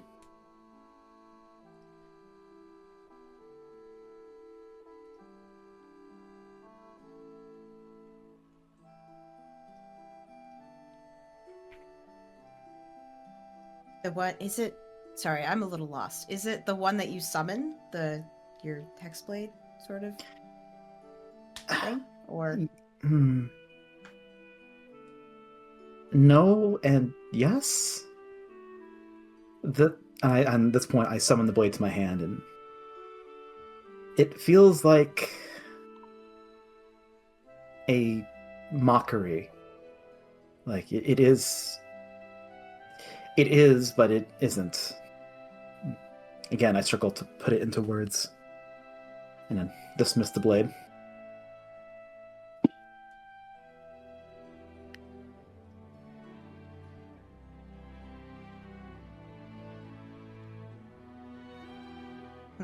well, Please understand, I'm not trying to be obtuse here. It is just very hard to... I'm trying to work with figments and impressions, and cryptic hints from a overgrown lizard.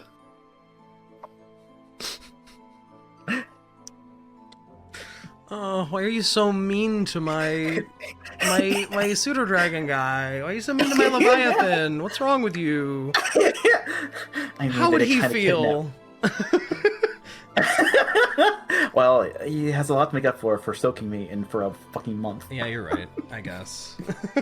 And then fucking dropping me in the shadow fell. Well, oops. Listen.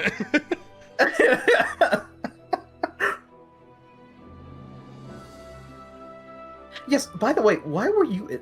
Oh no, sorry, never mind. I know why they're in Shadowfell. Because my friend went and found them. Yes. yeah, we were trying to save you. That's what we were doing there. Well... And we did. You're welcome. Yes, you did. And I thank you very much for it. And I am very much in your debt.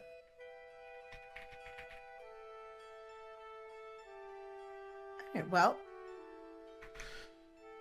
Should we, do we have more to discuss, or should we get a night's rest before potentially Yes, starting this actually. investigation? Yes, actually, we do Yes, have a more to actually. discuss. Like what? Like, why was there a dragon beneath a tree in your village? Synas has started to fall asleep in his chair. It's a stool, be careful, you might. Sorry, Dre, you're not going to get It's to your fine. dungeon tonight. I am okay with that. You guys are allowed to roleplay. This is our game, okay? Listen. You guys Synas have is just as sleepy. I'm not trying to shut you guys up. have as long of a scene as you want. I'm not here to rush. No. Listen, it's like 2 a.m. We should probably get some sleep. We can talk about it later. No. I have something I need to do. Oh no. No. You're not getting out of this that easily. I mean, I've told you guys about him before. We have a green dragon at the center of the grove who looks after... He's like a guardian of the grove. Arinen speaks to him. Well, her? Oh, no, I think it is a her. And yeah, it's just one of those... But your friend mentioned a red dragon, not a green one. Oh, we don't have a red dragon. That was the one... There was supposedly a red dragon way back, like before I was born, who was around for like a hot minute, and then I've never seen him until... Dre. Yeah. What? Dre, didn't he literally say a red dragon was underneath the tree? Hugh had mentioned No. he'd seen the dragon beneath the tree, implying the green dragon. Oh, okay, my bad. I'm completely wrong. Never mind. Retcon that. Retcon. Yeah, there you go. Okay. So I told you about... He had specifically said you he'd about seen the green dragon with a bunch of gray-robed cultists and Aranian. That is all he had said. That's all. Yep. Listen, I don't need to ask you questions. I know you're not in the cult. However, I am going to make a proposition to you. When this is all over, when we get Reyka's brother, we don't know what we're going to do next, but I know what I'm going to do next. And I want to drive the cult off the face of the world. And if you want, we can start with finding out what's going on with your grove. I'll happily come with you. Thava, as much as I appreciate that, you have a certain energy about you that I'm not sure I want to take back home. You're not exactly a, take back home to meet the parents kind of party member, and I would love to get to the bottom of things, but let's not do that with the sword. Initially. Fine. But I know what I'm doing after this. We don't have to go back to your grove, but I need to find out what's going on with the cult here in the north. I mean, if Any of you, I frankly, don't know are if free it's to join connected me. or But... not, but Hugh seems to think there's something fishy going on, but I don't know whether or if that really does have anything to do with the cult of the dragon. What, back in your grove? The things about the grey-robed strangers that they Didn't- supposedly saw? Weren't you recognized by dragon cultists? You know, I could have sworn I remember something about cultists back in the Wave Echo Cave. A flashback happens. You're standing in the crystal cavern in Wave Echo Cave. A black-feathered, eagle-headed Aarakocra gestures at the large group of cultists surrounding him and then points at your group and says, "Kill them. Spare the red-headed girl. They need her." And then teleports away. And then you're back in the present. Okay, so he just recognized me or something.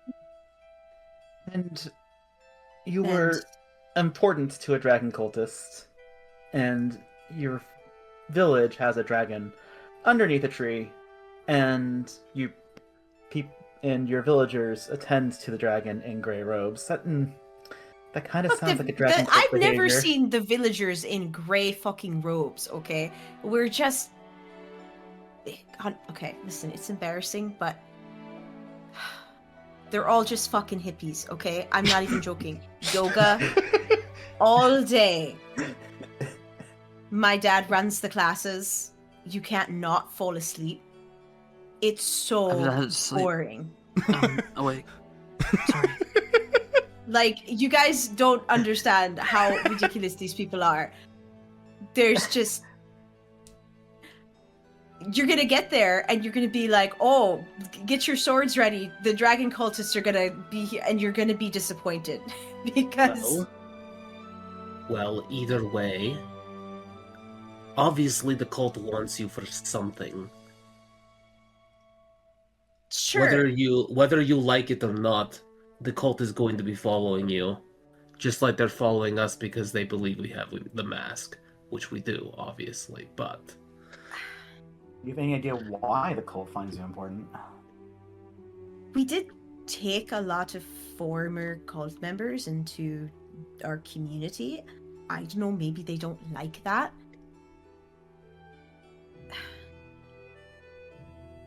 I mean...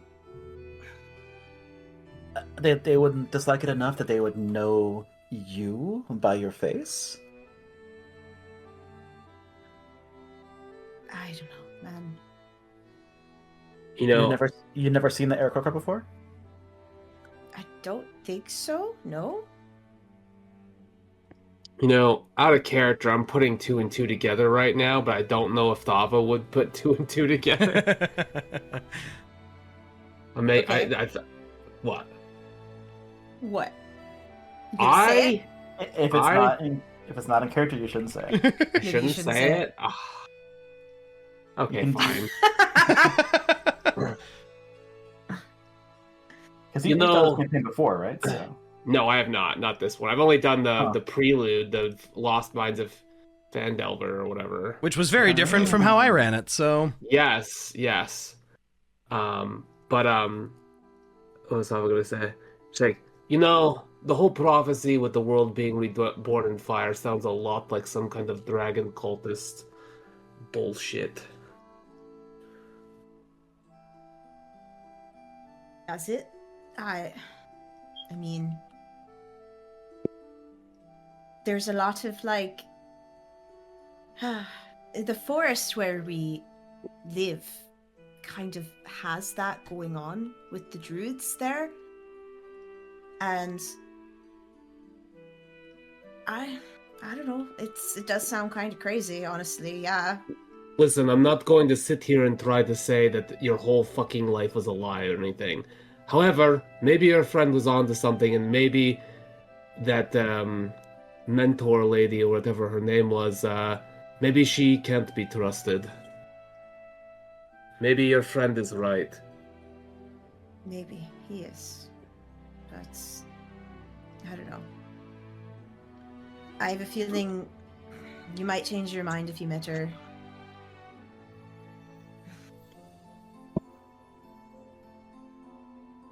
I'm gonna throw. You know what? No. I'm not doing a crazy prediction. Are you sure about that? Okay, you know what my out of character crazy prediction is? I'd love to hear it. She's got a whole green dragon thing going on. Mhm. What if she's the green dragon worm speaker? Crazy She concept. speaks to a worm. The worm is green. I see where you're going. See?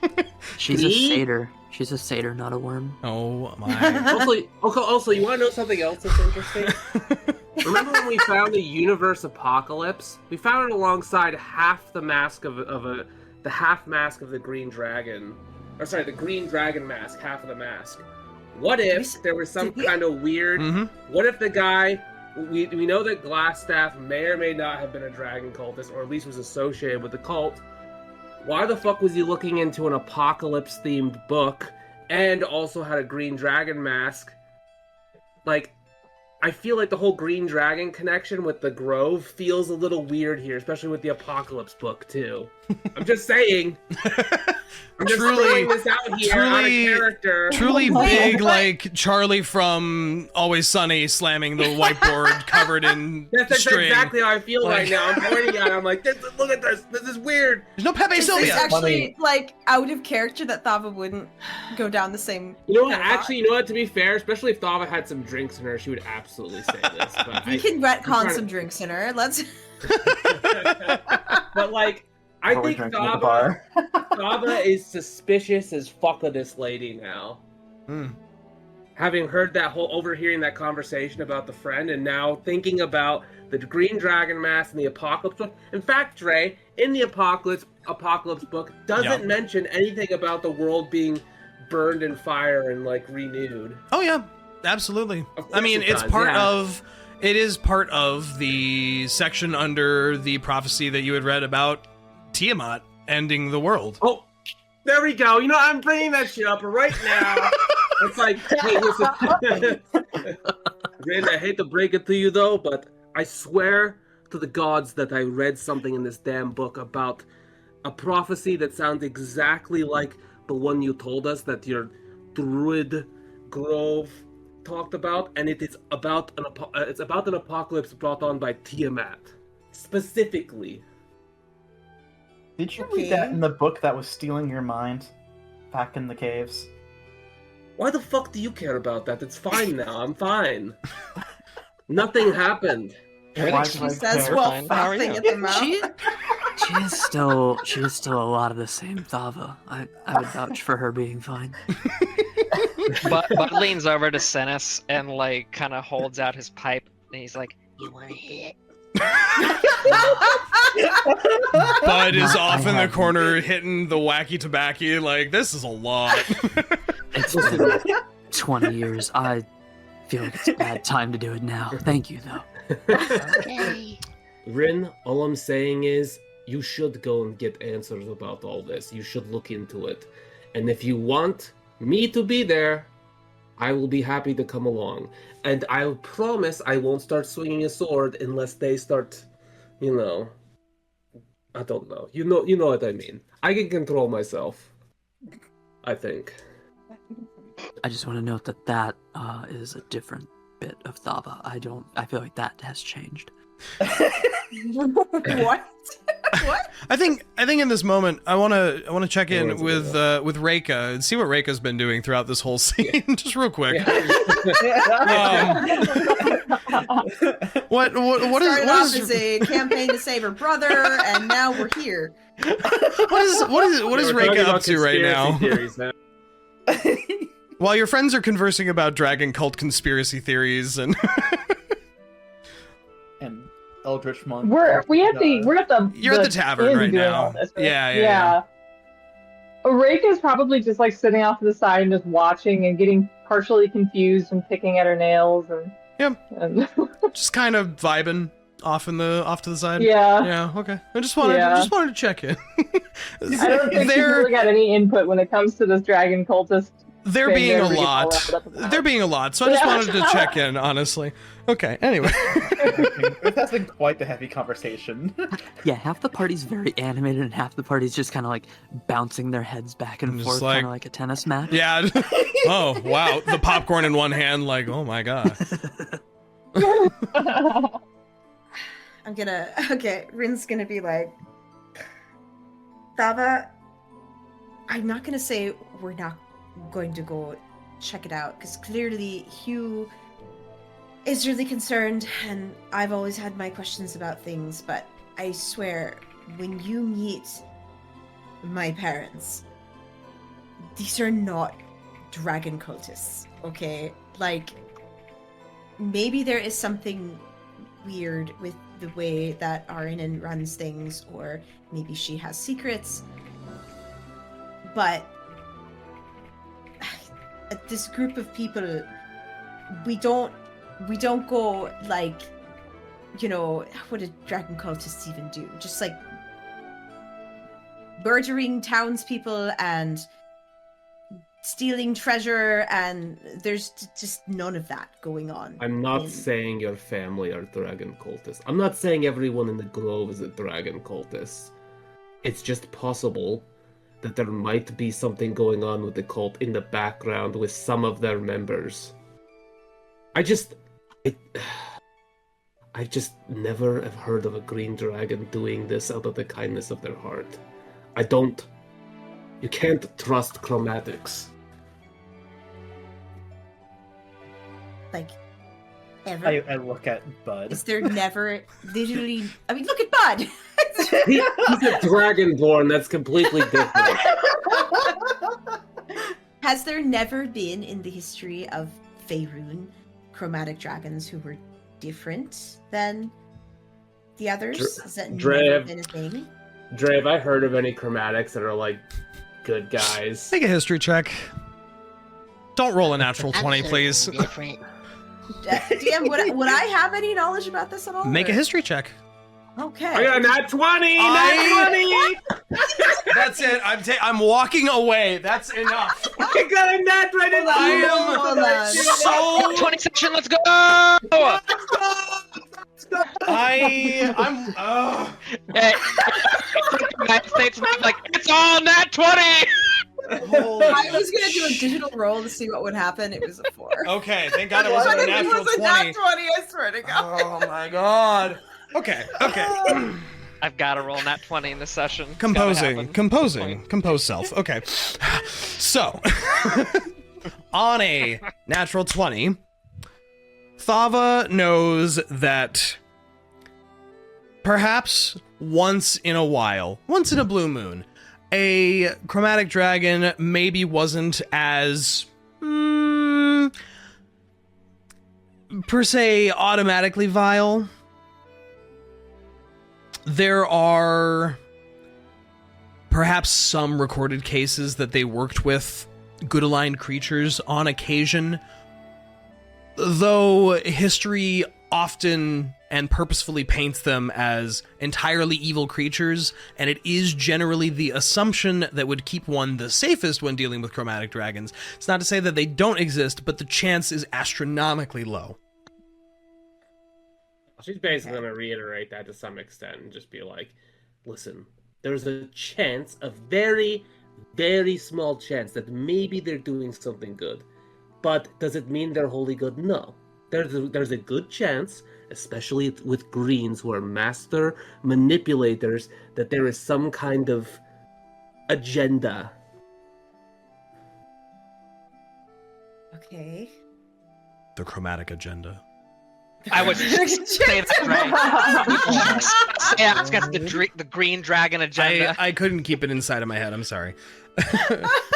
They're poisoning Faerun. To be fair, that's exactly what green dragons and D&D are all it about. is They're literally fucking manipulators. Yeah, that is literally what they do. Thing. Oh man. You're being gaslit by a green dragon. You don't get it. You're putting chemicals in the water. Literally. They're turning the freaking kobolds gay. Oh, I'm sorry. I don't like that Thava's turning into a kid. Thava as Alex Jones is killing me right now.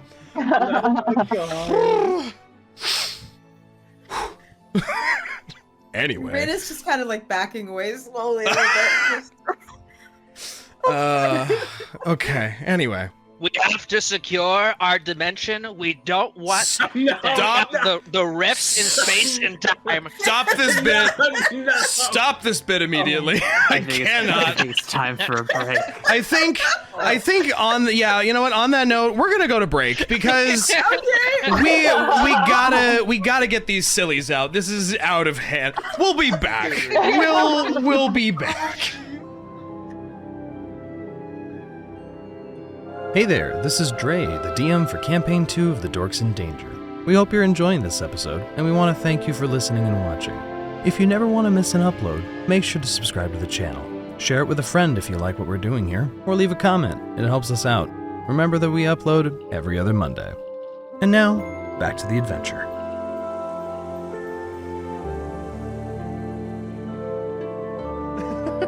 Ready as I can be. So Niah turns to Thava, and since we're being so honest and open now, why can you walk on walls? Didn't I explain that to you in the Reyka's eyes shoot over to Thava, awaiting a response. Wait. Thava literally explained this in the Shadowfell when we were there. It was She asked people to when she asked people to she's like, yeah, I need to drink your blood or something. Oh, I was unconscious. Niah was unconscious during the whole thing, but I do assume that you might have filled her in at some point. Right. That's right. Well, that's right. I forgot I had to do with your blood drinking. Yeah. Yeah, You did admit to being odd.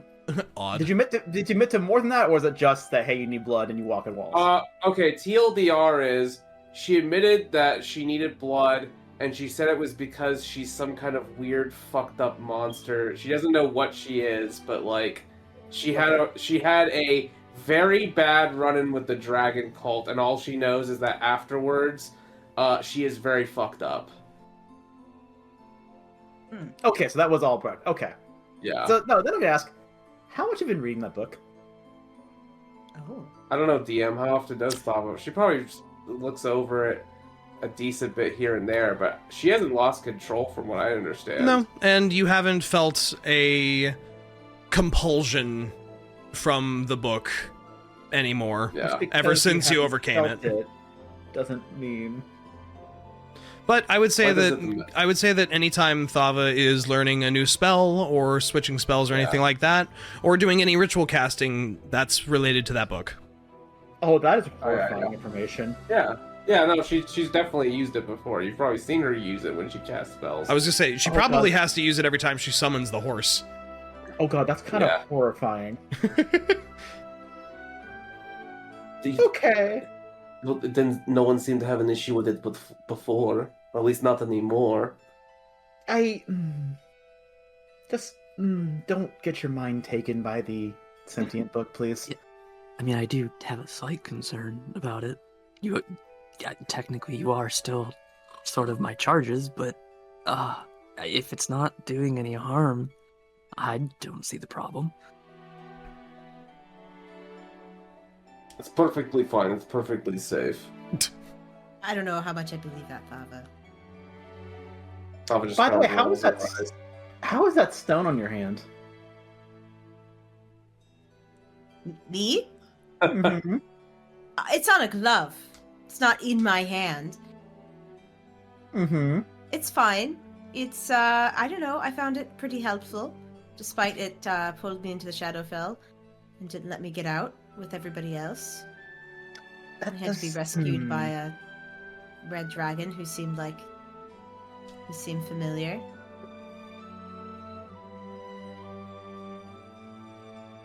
So, wait, when you say familiar... Yeah, like the way somebody feels familiar in a dream, but like I don't actually know who the fuck that was. Yeah, no, I'm actually very intimately familiar with that. Yeah. Yes. Well, that's good. That's good. I like how we're all passive. I love the concept of everyone sitting there on like bar stools just being like, wow, that's just so great. Anyway. That's so great for you. Everyone's I love that spilling their for you. guts tonight. We're finding everything out about Keep an eye on everyone. Niah, you guys. Don't take your eyes off her.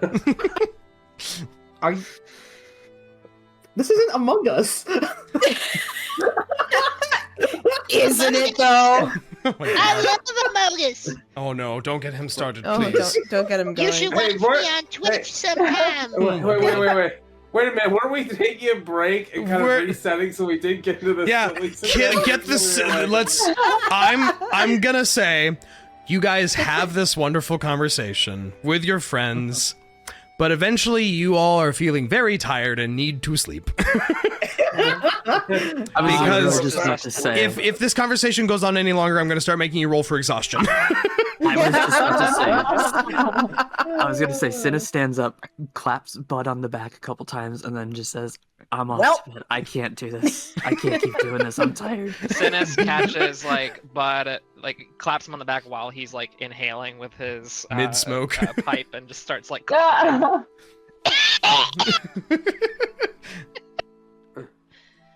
Okay. You guys retire to your rooms and head to sleep. I need two things. Oh God.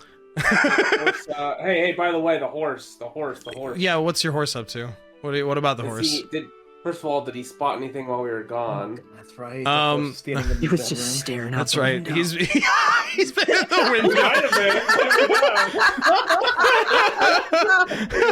Oh my God! Can you imagine how horrifying that would be? Like an infernal, horrible horse is staring through.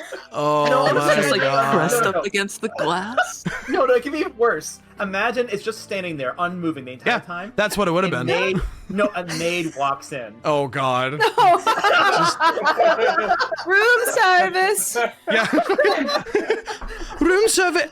Oh, I'll come back later. I'm sorry. You just hear the horse go, Yeah. No. stomps the ground. Yeah. The horse relays to you that nothing has happened all day. No one has come in, though they have heard many people walking by. Okay, cool, perfect. I'm gonna make sure the horse keeps watch over us. Yeah. Over us while we sleep. First thing I need. Really handy sentinel. Yeah. It doesn't need to eat, sleep, anything. How helpful. Yeah. And it just stares unblinking into the eternity. Yeah, you Does just Thava look at the sleep? back door. Thava sleeps, right? Thava sleeps. Yeah, she definitely sleeps. Okay, I just She checking. doesn't breathe. Not for any reason or anything, just she checking. Sleeps. Okay. That should probably be made obvious too, is that she doesn't breathe. That's been Real made heavy obvious. sleeper. A real heavy sleeper. Thava, I need you to roll me a wisdom saving throw as you go to sleep. What the fuck? It's like, okay, now we need your brain to get We've gotten the sillies out. Now it's time for us to continue. You are all asleep. You all drift off. 16. 16. Thava, you find yourself walking. You are unsure if you are dreaming. Your vision is blurry, but you appear to be walking through the alleyways of... Maybe it's Mirabar here? Maybe it's Neverwinter? Maybe it's a city you've never been to. You spy ahead of you a lithe, green-scaled figure lurking around a corner. A very familiar scarred face and yellow eyes glaring at you from down an alleyway. God, I think I know who this is. You are unfortunately tremendously familiar with your previous captor. Oh. God. You see this creature holds up a gaunt and skinny clawed hand and beckons you with a curling taloned finger before vanishing down this alleyway and out of sight. What do you do? Do I have a weapon on me? You look down. You are in plainclothes. You do not appear to have any weaponry on you. Oh, but no, there's a curfew. Well, she wants this. Wait, is this a dream or is she? This is real. She doesn't know. She doesn't know. But she's assuming it's probably. I was like, can I make a wisdom saving throw? Or see if this is a dream? But I mean, either way, insight check on reality. Is okay. So in this alleyway or wherever we're at, are there any like weapon-like things, like improvised shit or anything like that? Sure, there's maybe a few destroyed chunks of a crate that you could use as like a club of some kind. That's fine. Whatever works. She's gonna pick it up and she's gonna go around the corner, just kind of like rolling her shoulders, like, you know, like she's ready to fight. Yeah. As you round the corner, ahead of you, perhaps 30 feet, you see a green scaled tail slide around another corner, out of sight, and you hear a very unfortunately familiar voice. I see you are far from home. Where are you, little scampering one? Come find me. When I find you, I'm going to kill you, he says as she like quickens her pace and like kind of follows them down the alley. You see this slender figure running in a jog, I guess not running but jogging away from you down this alley. You hear the voice echoing around you with a too slow. Always so slow. As it vanishes around yet a third corner. If that's the case, she's going to start running. She's going to start running after this figure. As you pick up the pace, the distance between you closes and you wind and twist between alleyway and alleyway across the street, through and around a corner, and you finally make one turn and you find yourself face to face with the 7-foot, rising up to 8-foot tall, very slender figure of this very blurry looking greenish half-dragon creature. Some greenish drips falling from the snaggly teeth of the scarred side of his face. Oh, what's the matter? You look so angry. Is this about your friends? Is this about our little friendship we've developed? Shut up.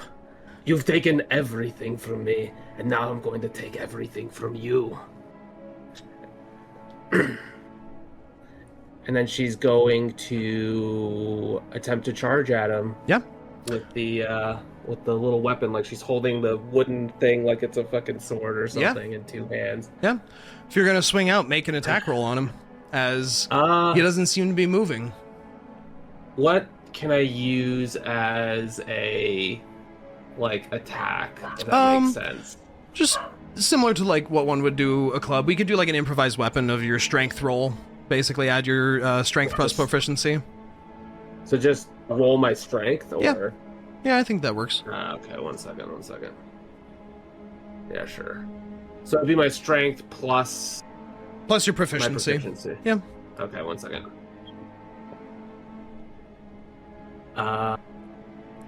25. Wow. You swing out and you catch this individual on the side of the face.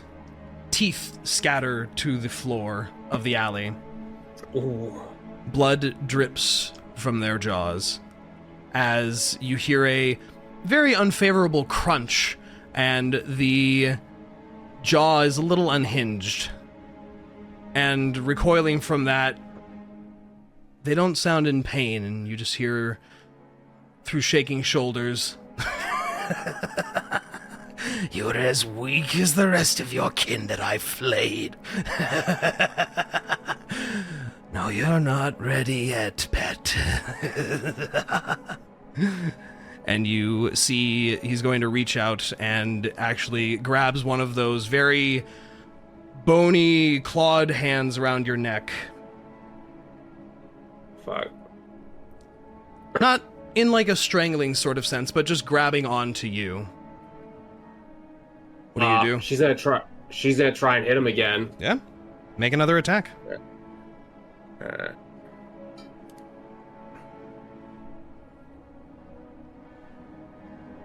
17. 17. Another extremely strong blow upside the head, another crack, and you feel the weapon in your hand give way and shatter apart across this individual's head.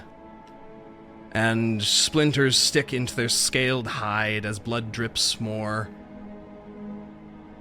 And one of those eyes, the other closed with splinters wedged into it.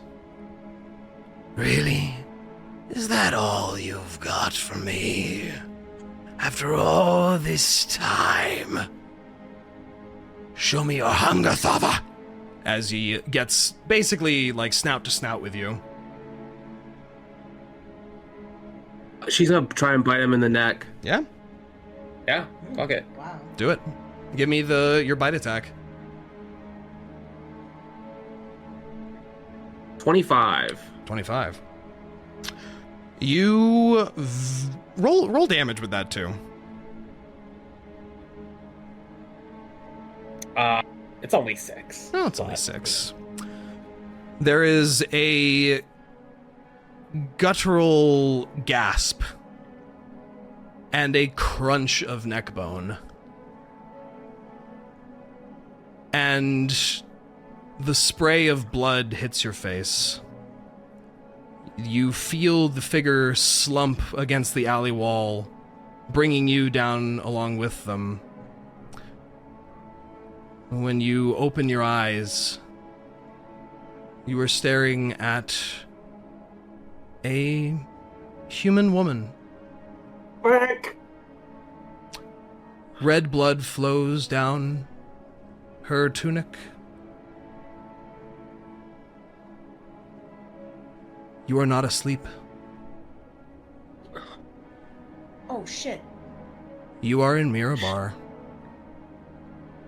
You are in an alleyway. Damn it. You have the mask of the white dragon on your hip. Fuck. You hear a slow clapping some ways behind you. You hear your own voice.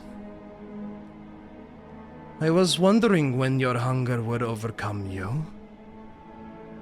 Isn't it just so much more fun to give in to it? But you've made such a mess over there. Oh. Shut up, you're not me.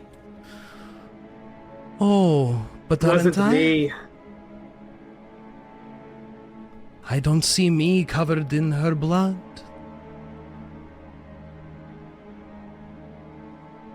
I can make it all better if you just let me in.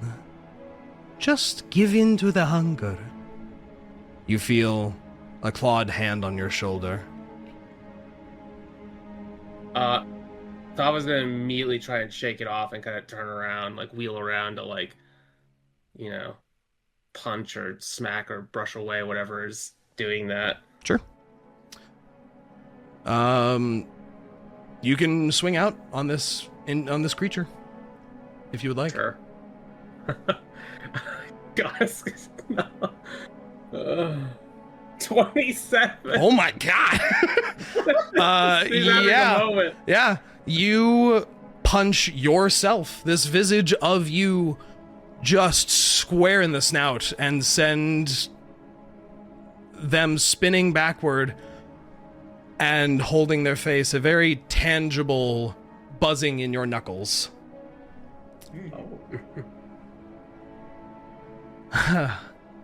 Good hit. I like it. You look good covered in human blood, you know. It suits you. But I'd get running back to your friends if I were you. Don't Thava worry about this.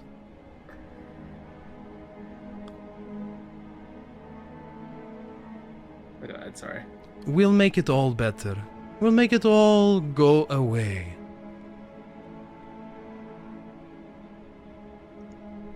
Oh, at this point, Thava is now ignoring the copy of her and is like very hurriedly like trying to like brush some of the blood off of herself and like conceal the mask so it's not just on her fucking hip, and is going to try and run back.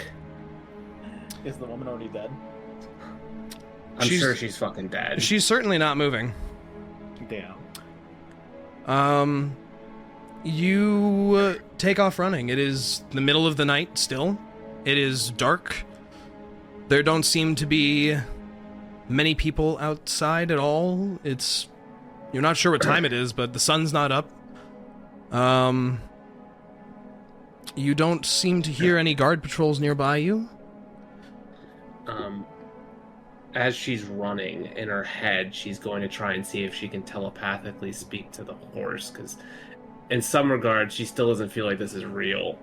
Yeah. She's like, "Are you there?"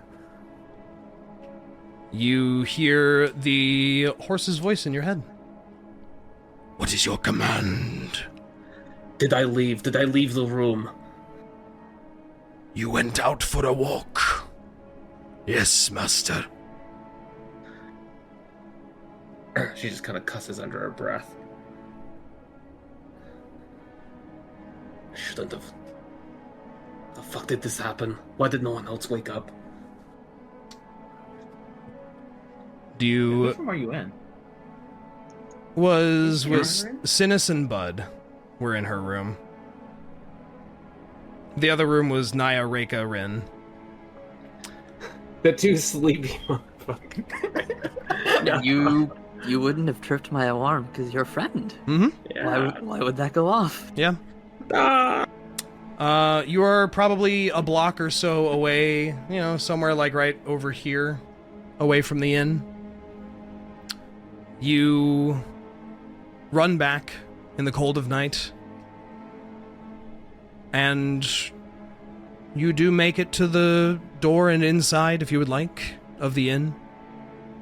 Doesn't seem like there's anyone else out here, but glancing over your shoulder one more time, the direction that you would come from, you see a silhouette, his silhouette, just staring from a corner.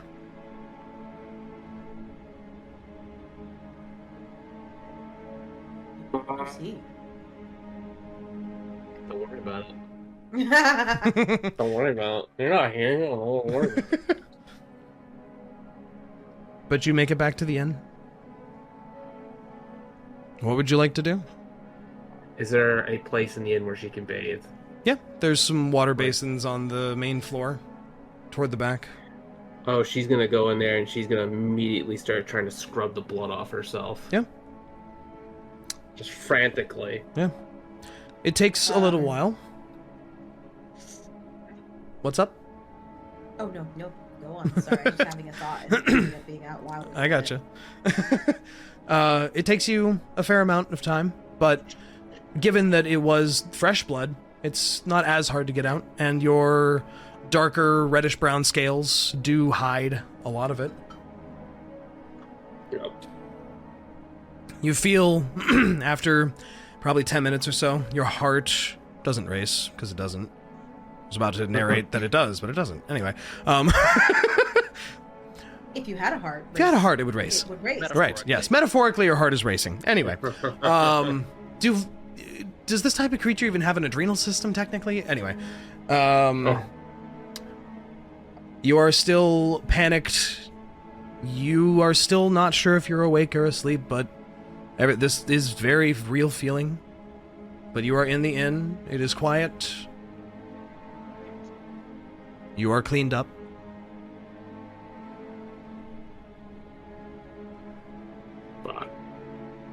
She kind of gives herself a little smack on the side of the face, like a couple, like, you know, like kind of waking up set kind of thing. Yep. She's still like, this can't be real. This can't be real. It's just like smacking the side of her face. Yeah. You don't wake up. You feel the pain. The dragon mask on your hip, wherever you stored it, but buzzes. Can't really. I mean, you're in your plain clothes. You don't have your gear, bags, or anything. Yeah. She might have like tried to tuck it under her shirt a little bit, like with one hand or something. Yeah. Something so it's not out in the open, but yeah. You feel a very distinct buzzing of arcane energy from it. You feel that same buzzing along the runes that had etched magically into your hide on your face. That though they don't show, you can feel them. You can feel this link between this mask and yourself.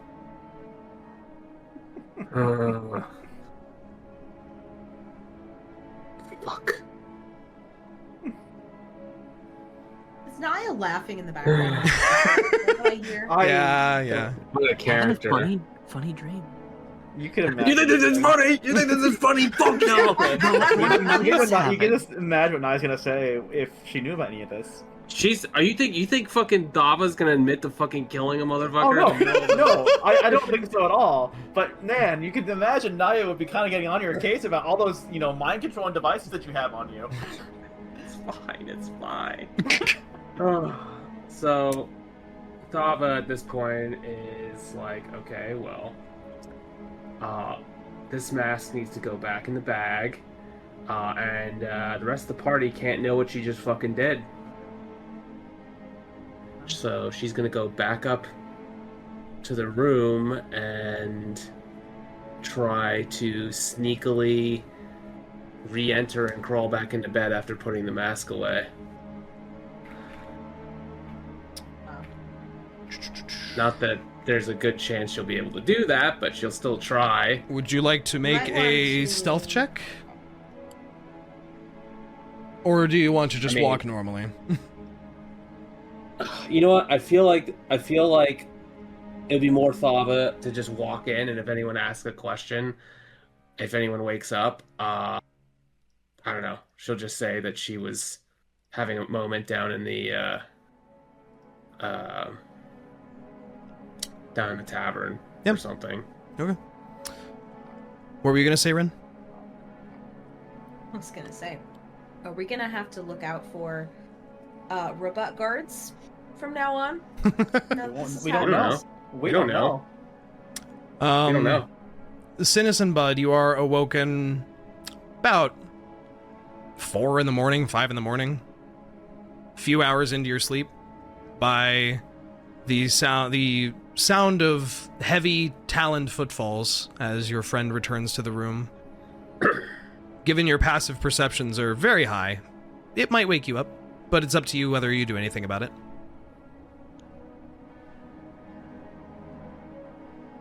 Synas will kind of crack an eye open and sit up slightly and be like, is everything okay? And then he'll wipe his cheek from the drool. She's kind of quiet for a moment as she goes over to her bed and kind of sits down on the side of it, and she just goes, "Just a very bad dream." Yeah, I mean, it's every night, right? So, it's probably fine. Do you need anything? No. Perfect. Synas gives a thumbs up and then just collapses back on his pillow. And she probably just sits awake for a little bit, just sitting on the edge of the bed, kind of looking down at her hands and occasionally up out the window and just kind of dealing with the fact that she just fucking killed an innocent woman for essentially no reason. Yeah. After a while, the intensity of that moment begins to pass, and you feel the draw of sleep pulling you back once again, accompanied by a concerning, gnawing hunger still in the pit of your stomach. God damn it. Damn it. And the buzz across your face and in that mask. As if you're still holding it, you can feel that connection. But you return to sleep.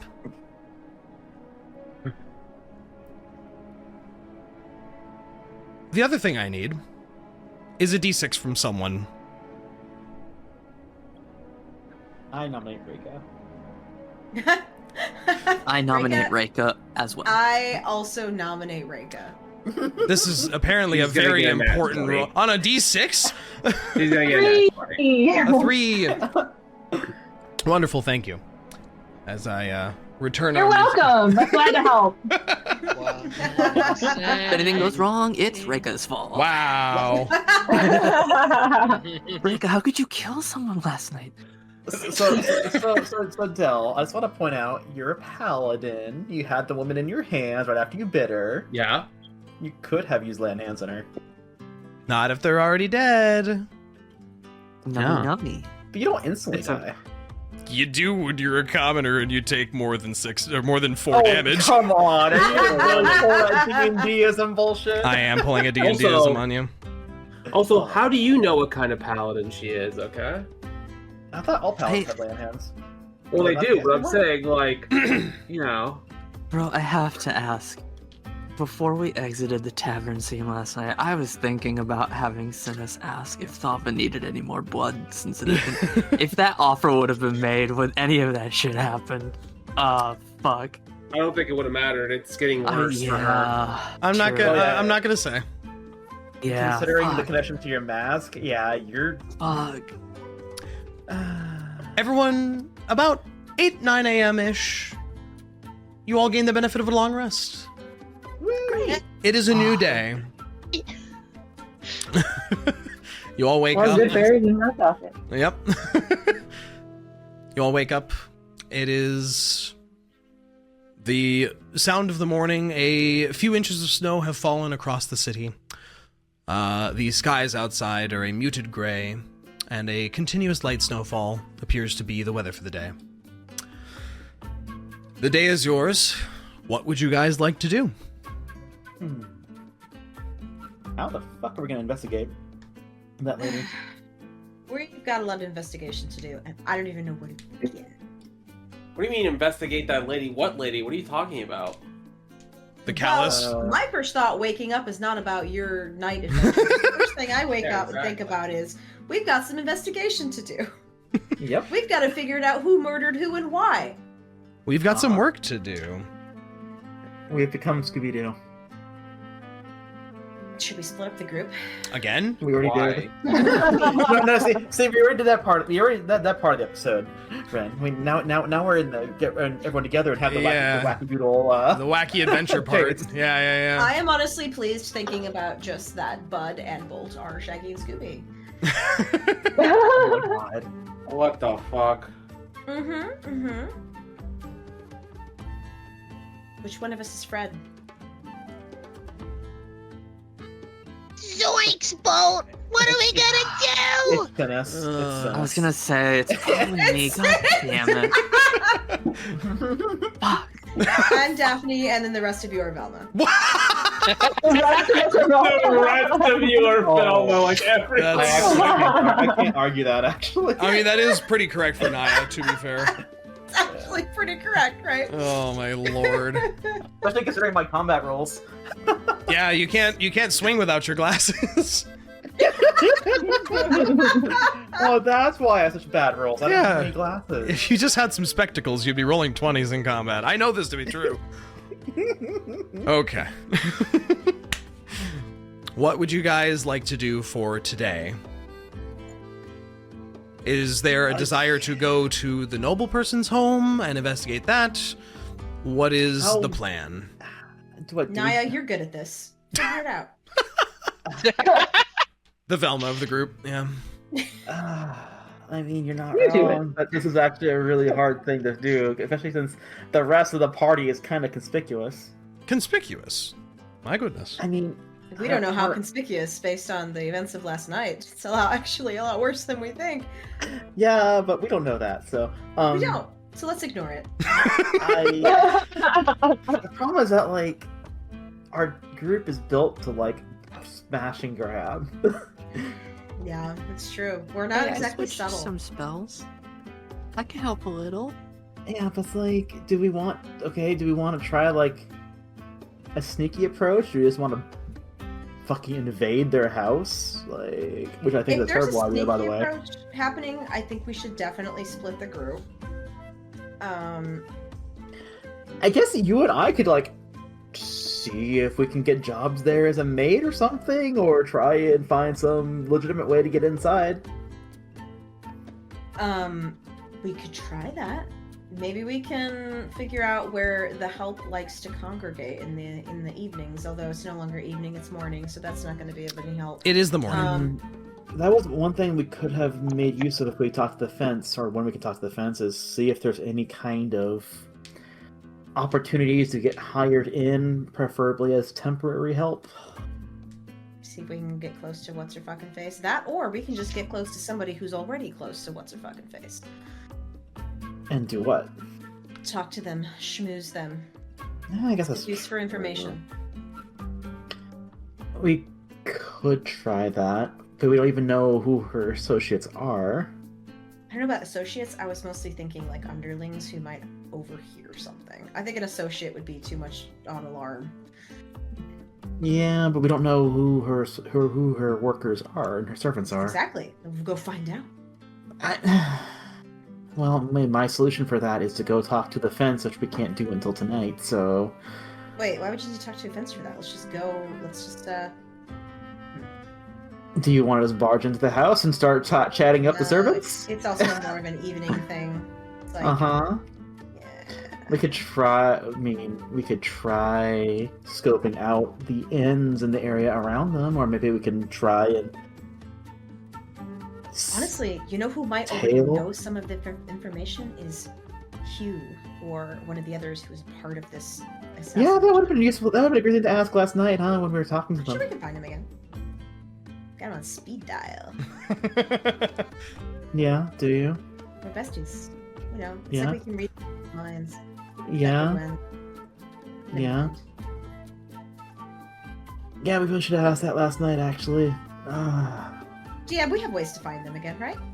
You only know of one way. Which is? Praying at the altar of Midnight. Sylvanas at midnight. God, everything's at night! What can we do in the morning? That's up to you. What do you want to do today? Have breakfast. You can have breakfast. Let's start there. You have... Let's start there Very and important. keep our ears open for chitter-chatter from the townspeople. Sure. You all congregate downstairs, You have a lovely hearty breakfast of breads and potatoes and eggs. And it is wonderful. And it does cost 5 copper per person. Wow. Okay. The good thing Thava isn't hungry. Yeah. Wait, are you actually legitimately not going to eat? She'll probably have, like... It's weird. She's going to have a morning beer. Morning or beer. something, The morning ale. Like some ale You can have a yeah. morning ale, yeah. No problem. Jesus. Does Like- Thava usually do that, or would that be notable? Well, she's definitely done things where she's just like in the morning she'll just have like some water or something to drink and that's about it. So that's not too unusual. Maybe the ale might be a little weird, but like she's not particularly well known for having this big ass fucking breakfast in the morning. She fucking hates mornings, so she's just kind of, you know, she's usually pretty groggy and grumpy. Okay, Draeneth, I'll leave this up to you. Insight check. On your Does that part, seem on your okay? your party? I Do you guess have this do you would have a probably be reason? passive insight, honestly. No, I just want to know if she seems off because she's day drinking. I don't know. I mean, Day drinking. to be fair, I don't that's I don't pretty think I'd normal question for it. this like time period. yeah, I Okay, don't then never mind. Everything's normal. Thava's all right. We're Yeah, all fine. I don't think I would question enough to investigate if I didn't know out of character. Yep. No. Definitely happened. I think That's why I your was, like, friend just passive seems investigation, you super know. groggy. Right. Which is pretty normal for Thava. Yep. So, I guess one thing we could do is we could just literally scope out the state and see what we discover and see what we can see from the outside. That sounds good. Start there. Would that not look suspicious? Not if we do it right. Okay. Which probably means don't bring everyone. I kind of blandly gesture at Thava. The Dragonborn, the hulking really obvious Dragonborn looking one? might raise some suspicion. Alright. We don't have any finery, do we? Like fucking finer clothes, do we? Not really. You have your adventuring gear and your travel clothes and your winter gear, and that's about it. I don't have winter gear because I wasn't part of that. You have fur. You're fine. Well, I'll be back in human form by now. Yeah. Yeah. I think you guys would have found something for Niah to wear by now. Oh yeah, I guess it is. I guess it is still cold, huh? It is the middle of winter. It is fantasy like December basically right now. Alright, it's not that bad. Fantasy December. It's like, you know, I'd say that, Synas. 10 Fahrenheit outside. That's t-shirt weather. Synas is from Colorado apparently. Yeah, that's And right. this is just wearing a hoodie and shorts. Yep. You hear from outside of one of the lightly cracked open windows, you hear what sounds like a town crier of sorts. Perhaps someone just walking through the streets yelling some news. You hear, "Hear ye! Continued dragon sightings to the east in the deserts. Do not travel east if you can avoid it." And they ring a bell a couple times. "Procession of the god today at noon. All are welcome to witness." They ring a bell. And then they just repeat that as they cruise on by the tavern. That's actually kind of good because if there's a procession of the guard, it means there's probably going to be less guards in the areas we might, you know. You know what, Dre? I know what I want to do. What do you want to do? I would like to acquire some somewhat fine, like not like rich, like super rich person's clothing, but kind of like you know, a somewhat well off townsfolk's nice, like Sunday finest kind of clothing. Sure. Mm-hmm. You head off to the market square area. And you pretty easily find a basic clothier's shop, a basic tailor shop. And browsing through, most of the clothes, even the basic clothes, are like everyone wears their Sunday finest every day kind of thing around here. Okay. And then it only goes up from there. So you can very easily find like an outfit that would fit right in. Would look very good. Okay. I want to buy an outfit that does not fit me. Specifically does not fit you? Yes. Sure. They certainly cock an eyebrow at that a little bit, but Oh, I just play it off as I'm buying it for someone else. sure. Yeah, they're totally down with that. They ask for a price of 15 gold in total. Okay. Yep, I pay that. Sure. You have yourself whatever you would like to imagine of some finery, some nice clothing. Yeah, okay, I'm just gonna call it nice clothing. Nice. What's the city name again? Mirabar. Mirabar. I feel like I would have gone with Niah, and I would have been like, "What are you doing?" What you doing? What you doing? I give her a conspiratorial little wink, and then head back to the inn. Sure. Niah, what are you doing? Just chasing after her in the streets. Niah! Rinn's gonna have to give Niah some pointers about like how to infiltrate a fancy ball. Oh my god. I at some point I get exasperated and just go, just come along. Come along. Shut up and come along. But like, what are we doing? We are going to do what I said, but we are going to do it in a way that's not going to get us caught or noticed. Okay, so we're getting some clothes to blend in to like rich people. Okay. Okay. You are Great, kind of that's going a to lot stand better. out. You're going to kind of stand out, so we'll have to figure out how we're going to make you work. But come with me, and Niah would try to lead us back to our bedroom. Okay. What if we get some like baggy pants and it looks like I have regular people legs? Oh my god, you could try and do that, baggy pants, and Sure. then, like, try and fit shoes over your hooves. Sure. I'll allow it. If you want to spend... Do you also buy clothing at the store? Yeah, I do, Okay. and it's gonna look fucking weird whenever I walk. Is it like... You're gonna have to get something for your horns too, right? So a hat. Oh, there's really not a lot I can do about that. I could get a hat. Yeah, get a sure. hat or a cowl or something. Yeah. You know what's funny is we both know magic. We could probably find a spell for this, but I don't know it. I don't know that spell. I have a solution for myself. I don't have a solution for you. Yeah. Rinn, if you want to acquire some nice pant and shoe and a hat, Yeah. I'd say 10 gold. Oh man. It's really, they're really Niah, nice. Do you have 10 gold? Yes, I have 10 gold. Can I have it? I will buy it. I will buy the clothing for you. Okay. Wait, what'd you think I was gonna do with the gold? I love this party Go so buy much. drugs? Like, what do you? I love this party so much. The way this polite emotion just dropped. Yeah. Can I have it? Can I have it? I choked on my drink. I'm just imagining Rinn doing like the hands behind the back swaying a little bit like, can I have 10 gold? Can I borrow 10 gold? Can I have it?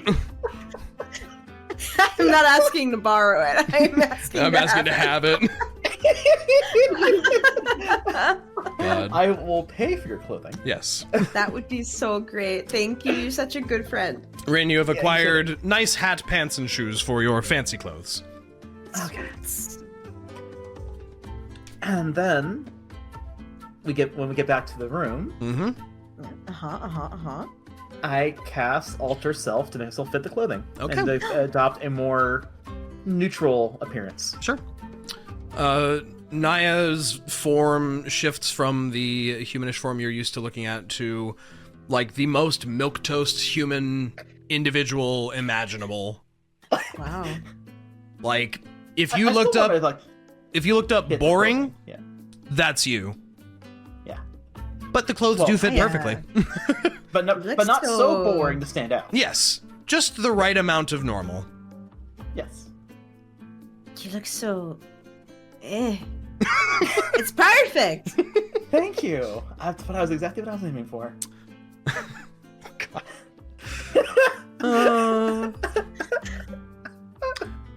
Is there anything... I'm assuming you guys are planning to go stake out the manor next. Yep, we're at least go scope it out, yeah. Is there anything the rest of the four of you guys would like to do during the first half of the day, the first quarter of the day kind of thing? Actually, And yes. is anyone going to try and join us? No. Cool. Synas, what would you like to do this morning? I would like to actually head back up to the library. Okay. And I want to ask the helpful receptionist guy if he's still there. Yeah. He doesn't need to bring me any books. I just wish to know if he has a section on arcane happenings and specifically possibly other planes of existence. Yep. Oh. The very drab board attendant is still there. And he leads you to one of the other sections toward the back of the library, where he points out a couple books, one titled Treatises on the Planes and Multi-Dimensions and You. Multi-dimensions and You. As basically two primers on the planes of existence and some more in-depth details on each of them. Might need something a little more technical. You wouldn't happen to have a more, I'm loath to say advanced section, but... Oh, well, if you're looking for, like actually how to go to these planes, like, what are you looking for specifically? Specifically research on them, effects of traveling to them, effects of, say, if two dimensions were to overlap. Sure. Okay. Yeah. I think we can find something like that. And he leads you off to a section which has a few individuals in robes and tunics, which appear to be studying over different piles of books here and there. And he leads you to an area that has fewer tomes and more manuals, spell books. Specifically pointing out some books on planar travel and the spells associated within. And you do, after a bit of searching, find, I think, what you're looking for. Yeah. It's not too hard, but it's very boring reading. It's very dry, for sure. That's exactly what I want. Sure. And Synas will thank the attendant and give him a gold piece as a tip. He looks like stunned again. It's like, wait, are you the one who's been doing this? Are you the one who's been leaving gold coins here? Am I not supposed? It's not against the rules, is it? Oh no. It's weird. I mean, no one does that. Oh, sorry. I just. As thanks for all your help fetching all the books and helping out. Not just me and my friend, but everyone, honestly.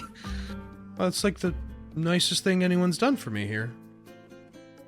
Well, you do a good job, man. You deserve it. And Synas, claps him on the shoulder. He looks like a third of the way to, crying a little bit as he's holding this gold piece, and is just like, thanks, man. Thank you. And he just, wanders off, staring at this coin in his hand. Thankfully, the gold coin hopefully means that I will not be distracted. I want to start digging through the books on stuff about the end of all things. Mm-hmm. Or specifically, how to hold things between dimensions. Sure. You don't necessarily need to find an answer right now. This is just what Synas is doing in general. Okay. Yeah. Good luck. Mm-hmm. Are you planning to spend as long as it takes today, basically, or a few hours? He'll spend at least half the day here, okay. I think. I mean, there's a lovely tavern nearby. That's true. You know. That is true. Okay, yeah, you dig into and start researching on planar entities. I think give me, a general intelligence check. Oh, I forgot to do my daily switch of the Cosmic Omen. Let me see what I get real quick on that, if it's going to be something I can use to help me. Yeah. No shit, natural 20 on it, not that it helps. Oh my god! It just determines if it's something that helps me or I hurt somebody else. Yeah. Which I think even is I can help myself, if I remember right. That's amazing. At this point, I'm just not even surprised. Yeah, it's help myself. Okay. You said a general intelligence Yeah, check? just give me an intelligence check. I'm gonna add a 1d6 to this. With that, oh, of course I wasted my 20 on that. We'll add that. That's okay. So that's gonna be a 12 altogether. Okay, cool. I think it takes you the full half day to find good information on if, the concept of using, like, between plane spaces and how the planes overlap, and you find a lot of different books with contradicting opinions of the way the planes themselves are arranged. You find some extremely long, what would have been long-winded to listen to lectures, and are just like parchment upon parchment upon parchment, filled from edge to edge of some scholar at the academy here in town, talking about how the space between planes is useful, but getting trapped in them can be a permanent tomb. Allow me to give you my 300-page dissertation on this concept, kind of thing. Throughout all of this, never once is the name the end of all things, or even anything related to it, found, though. But you do find a few studies on the concept of, interplanar prisons, basically, and that it has been something that has been studied and recorded about. Okay, so there is knowledge out there then. This just might not be the place for it. Yeah. Okay. But I think that takes probably 6 hours of your day to do that kind of thing. Damn. I figured, yeah. Is there anything Reyka, Thava, Bud would like to do with the day today? Thava's still processing a bit, so Thava is just gonna kind of like follow along with any group of people that is like looking they just need another body for safety. Sure. Really. Is there anything that Reyka can do in this moment to like prepare for the brother extraction? The brother extraction. Sounds like a surgical procedure. I think if you want to spend time, like, maybe at the market buying, like, basic equipment, you could spend time doing that. If there's any equipment you can think of that might be helpful, or if you want to spend money on, like, say, +1 arrows or things like that, that would be an option. Otherwise, just not doing anything for a day is also acceptable. If you'd like to maybe go outside the city and, forage or do things like that, those are also options. Yeah, because she's not going to want to just sit on her hands, but she's also not going to want to spend money. Right. Understandable. You could potentially also, if you want to, find some work around town to do for a day, sort of thing. Maybe. Oh, she can like DoorDash or something? Yeah. Honestly. Oh my god. Yeah, honestly, like maybe she spends the day like running around town delivering letters or that sort of thing. You could try to get in with Sure. what's her face's manor. The people we're trying to get information about. Do it in that direction. Yeah, but why? What? Huh? But why would you? Don't I want to not be recognizable for? No, fair point. Okay. Whatever. Yeah, if you want to. Also, it's a little bit suspicious if you just out of the blue show up and like, I want to work for you. If you'd like to have Reyka spend the day just, doing basic odds and ends jobs around town. That sounds good. Yeah. Roll a 1d12 for me. Ooh, 1d12. A 10. A 10. You spend your day running packages. You ask around, seeing if anyone needs, little courier services done here and there, and you actually find quite a lot of people around town are a little too busy sometimes, it seems, to get everything done during the day, as that's all, they have to fit all of their shopping and socializing and working inside of the curfew period, since no one's allowed out at night. So you actually spend a lot of the day kind of doing little odds and ends, knick-knack kind of jobs, and at the end of the day, you are, from tips from individuals, paid 100 silver. Hell yeah.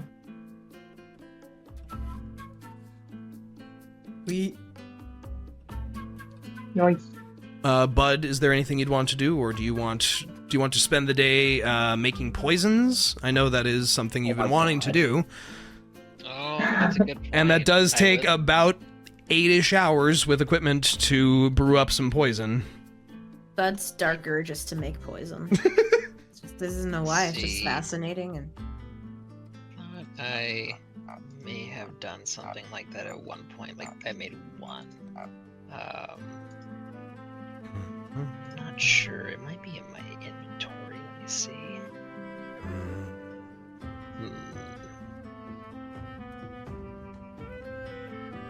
Yeah, I don't think so. Oh, wait. I think I'd have to look under... Yeah, it looks like I've made 2. Okay. Well, you already. wouldn't have had the time yet to make them. Because it does take a full 8-hour day to make 1 dose of poison. And it's only been 1 day since you bought that material. You've only been this is the 3rd day in town, so... Yeah.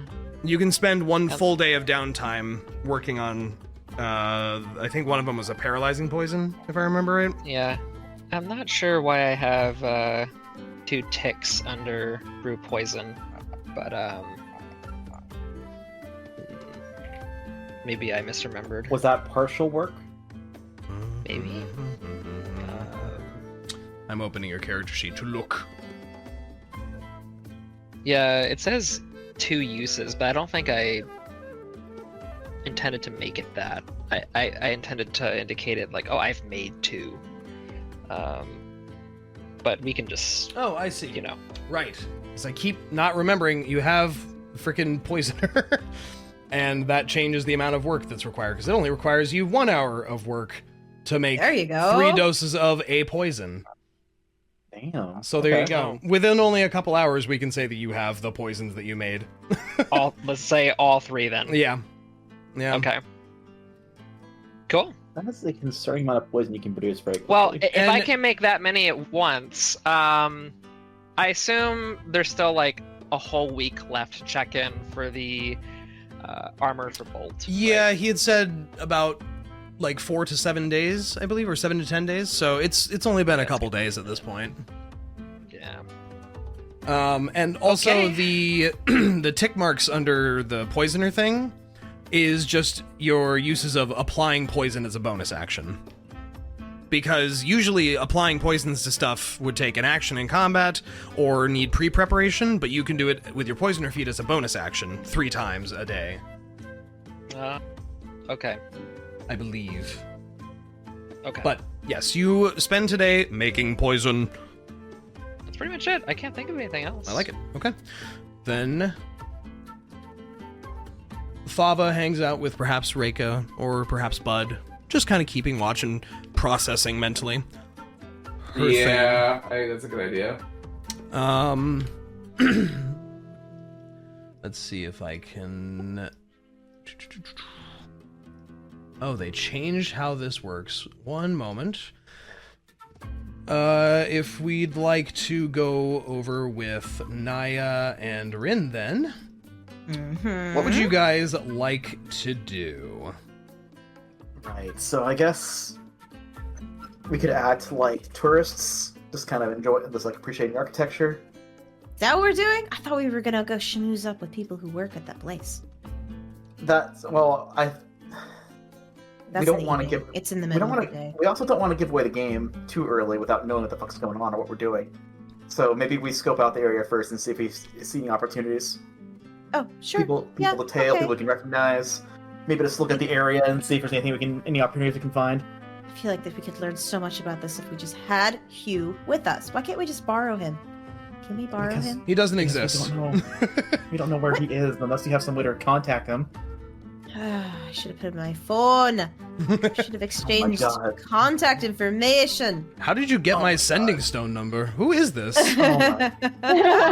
New stone, who dis? Thank you You're so welcome. much. You're welcome.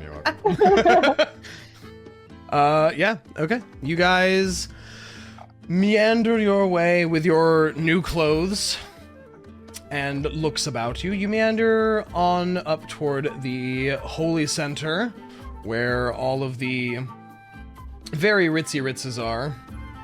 We'll put a Rinn and a Niah token. Over here. You guys, if you'd like to cruise past the manor specifically, you find that it seems to blend in with many of the other surrounding buildings, except one very specific detail. All of the curtains are drawn shut. Much of the front step appears to be dusty and covered with old and now dead piles and bouquets of flowers, which have been snowed upon. The front step looks uncleaned. It looks almost kind of not lived in to a degree. There are a couple small gardens out front of the home that have a myriad of different plants. You notice that this is a feature of many of the noble houses, especially up here. Their gardens are snow-free. The perimeter within the fences of their gardens appear to be completely bereft of snow. And instead, on display in front of each house that you pass by, there's anywhere from a small to large garden of various exotic-looking plants that certainly don't seem like they're from around here. There's, a couple palm trees in one. There's some weird bright blue flowers just crowding out the fence of another. It's a very eccentric look to a lot of these houses. Interesting.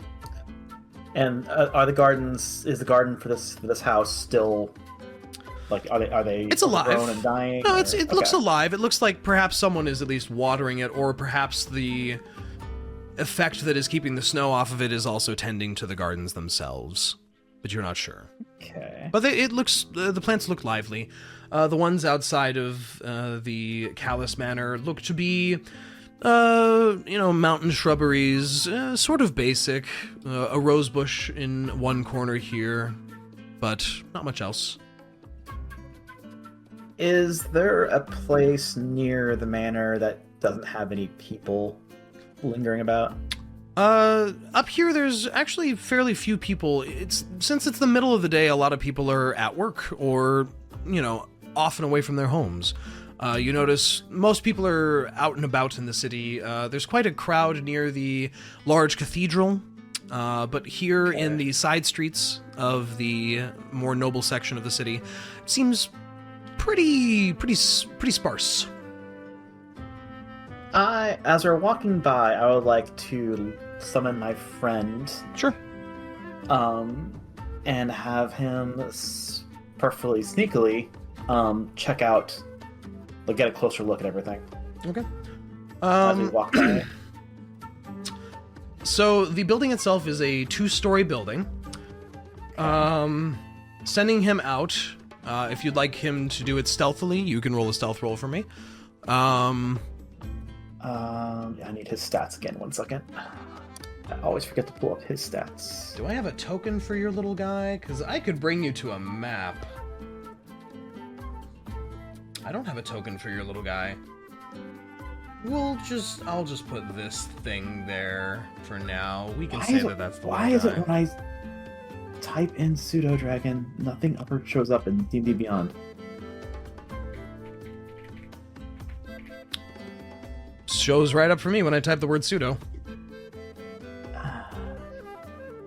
Oh, because okay, that's why I have one letter out of order. Oops. Okay. Stealth +4. I'm assuming I'm rolling it for the dragon, right? Yes. He gets a 19. Okay. That's pretty good. It's they, them. Whatever. There appears to be a balcony taking up the upper right corner of the manor, which appears to be open to the air. Okay. Your pseudo-dragon is able to fly up to the top. All of the curtains appear to be drawn shut on both the first and second floor, as he does a loop over everything. Okay. There appears to be one door on the exterior on the second floor patio, and the front door. Those appear to be the only two obvious doors. Really? Okay. You also notice, through his eyes as he circles around, the building directly behind the manor appears to be like it was built a little too close, as many of these crowded cities kind of do. And the alleyway behind the building appears blocked by, a joining of the buildings where the structure was just kind of assembled together for closeness sake. But that's what you notice. Okay. Is there any way it seemed for the dragon to get inside? You could have him try one of the windows or one of the doors, but given that it is rather cold outside, it doesn't seem like any of the windows are explicitly open. But they might be unlocked. I'd like for him to try one of the second floor windows. Okay. Roll for me. Roll a d8 for me.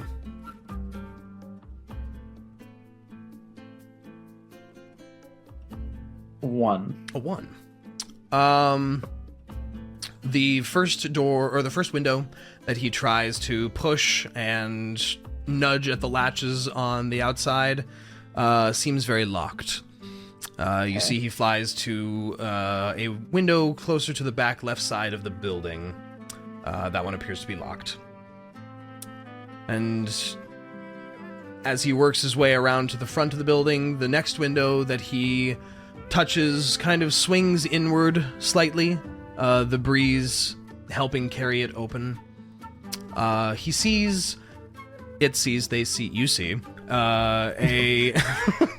a large, well-furnished bedroom, which appears to have a vanity to the right of the window, and a dresser to the left of the window.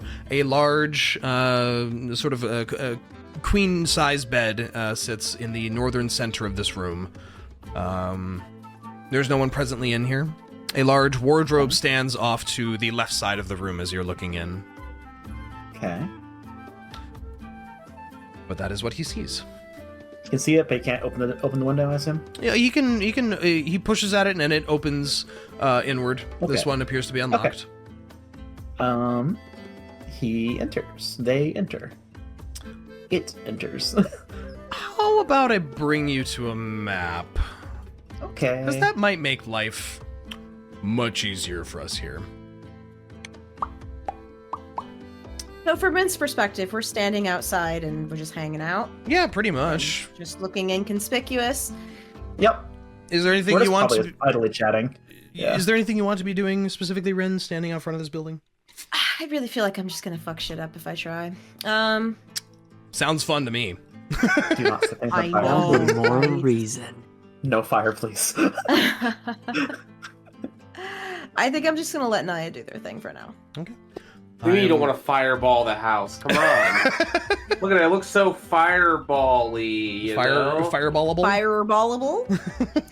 It looks ballable. Ball time.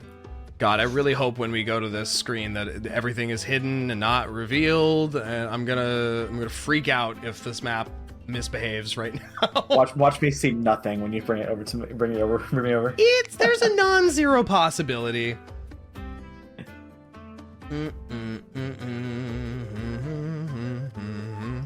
Please work. Yes.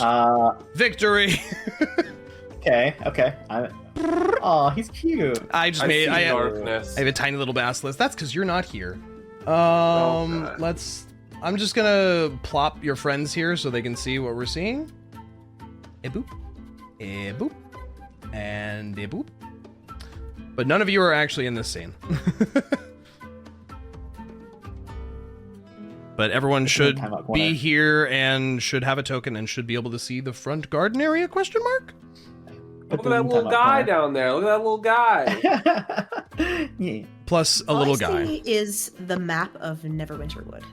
What? Yeah. What? I could try restarting my thing. I would. Oh, why can I toggle the windows? Oh, they toggleable by you, so they made them able to be... But now they're locked. Interesting. That's weird. I don't know. Weird. I think I had clicked the wrong Roll20 launch game. I am going to... Can you move the little dragon around? The little token, Niah? Okay. Yes, I can. Good. Do you have vision on him when I put him, like, back here? Does your vision line change? I see nothing. Gosh, diggity dang it. You had to just go and ruin it for me, didn't you, tiny dragon? How about now? Did the alleyway light up? I do see now, yeah. Okay. I'm going to... I have put him in a second floor bedroom on the right side of the map here. I see. He has entered through this window here. Okay. So does the bed look like it was occupied recently? It looks like it was used, yes. It is disheveled, as if it has not been made yet. Okay. The vanity has all manner of different makeup and a mirror and this and that, and they look used and set out for use. Okay. Is there anything like documents out in the open, journal documents? You do not see anything like that currently. Okay. And in here. Are these desks or are these? They're nightstands. Do they have drawers? They do have one large door on the front of each. I would like my friend to go and open them. Sure. He goes through and opens the one on the right side of the bed, and finds nothing. It is just an empty drawer. He climbs over to the other one, opens that up, and sees a little locket just sitting in there. Looks like a little silver portrait locket. I would like my friends to open it and take a look inside. Yep. He clicks the little latch on the top of it, and within, you see the visage, perhaps sketched, but very realistically, of a handsome human male with very short-cut hair in a multi-layered, multi-collared, business suit-looking outfit, clearly posing for whatever this piece was.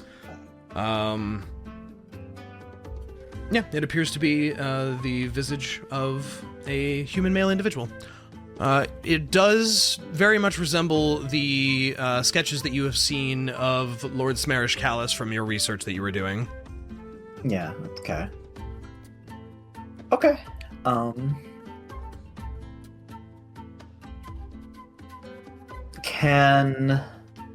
god, this is probably dangerous, but can...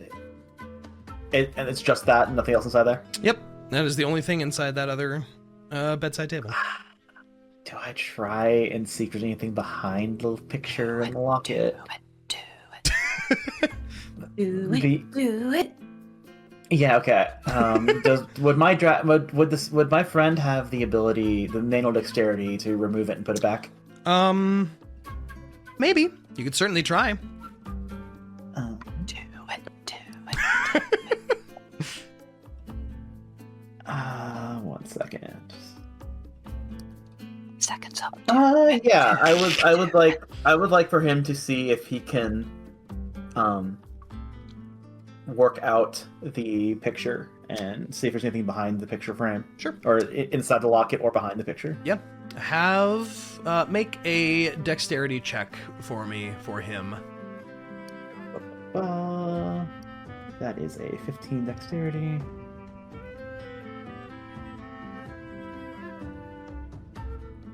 That is a 9. 9? He takes quite a while working at it, like a minute or so, to kind of get a talon under there, to just kind of lightly pry up the edge, and it takes a good couple minutes, but he does manage to kind of peel it back and flip it over a little bit. Okay.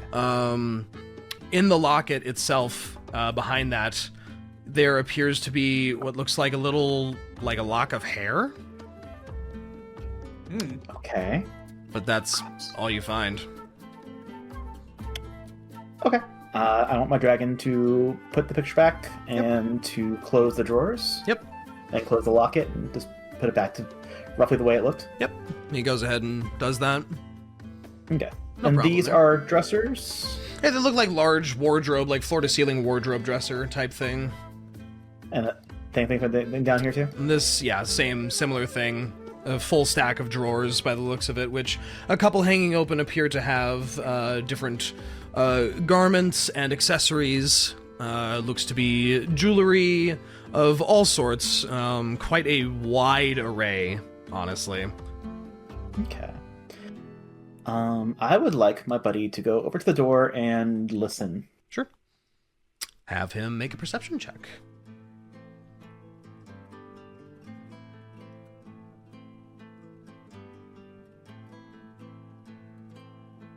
That would be a 20. 20. Not natural. I was gonna say, what? Yeah. Dirty 20, yes. Okay. He hears what sounds like footsteps, not on the other side of this door, but perhaps a couple rooms away. Sounds like someone casually pacing about for a few seconds, then you hear the sound of someone descending down some stairs, and it becomes too faint to hear beyond that. But no other sounds beyond that. Is it able to open the door? Yeah, it can scamper up and fiddle with a latch. Okay, I would like for it to do that. Sure. It is unlocked. And the door swings open. And where did I hear that from? From the north here, through this door. Okay. What is this? Entering into this room, as I get my descriptions, you see that this room appears to have been emptied so that a large display could be made.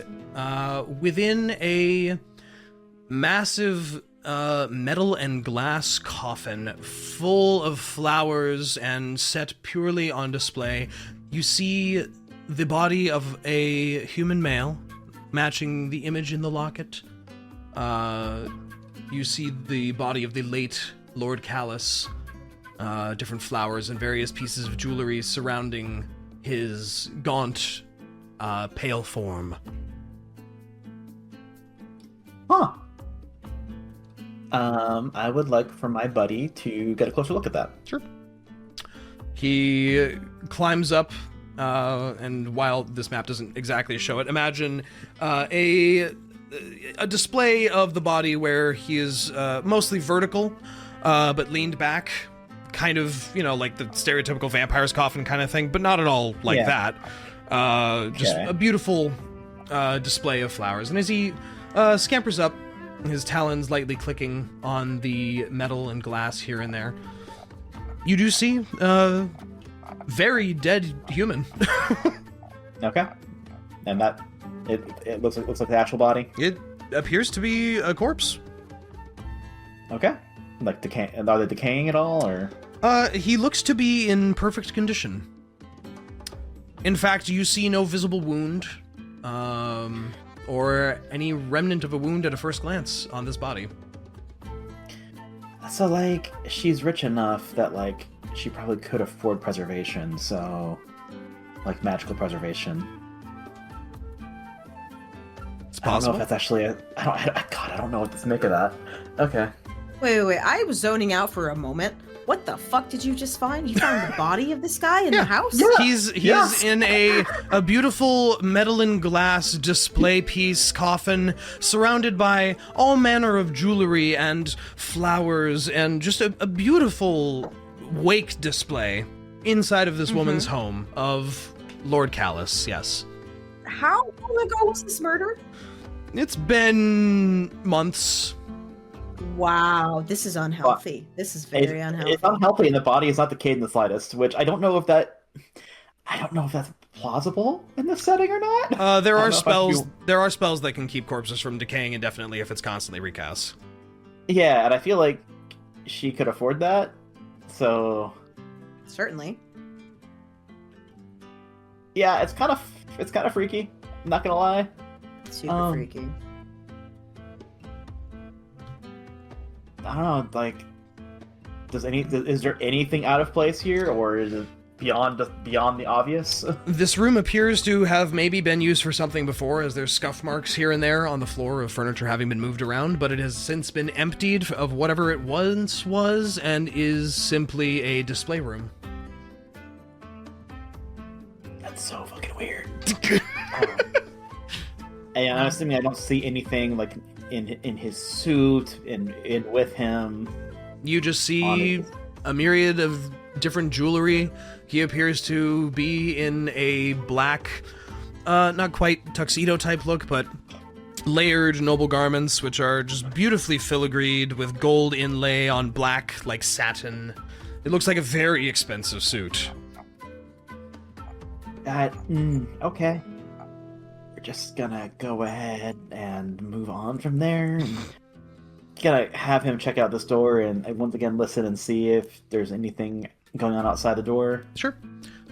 With the previous perception check, you do not hear a single thing on the other side of this door. Okay, I'm gonna go ahead and open up this door too. He fiddles with it and finds it to be locked. Fuck. Okay. Yeah, he can't pick a lock for sure. I feel like this is something you should train him for. He doesn't have thumbs. Yeah, that is kind of a problem. Train real hard. Yeah. Well, okay. And this is the only window that was open? Yes, the one that he entered in. Trying these other two that are in this room here and to the south, they appear to be latched shut. But from the inside, he could unlatch them and leave. Yeah, well, yeah. I'll definitely want to close this door and close the window that we came in from, but...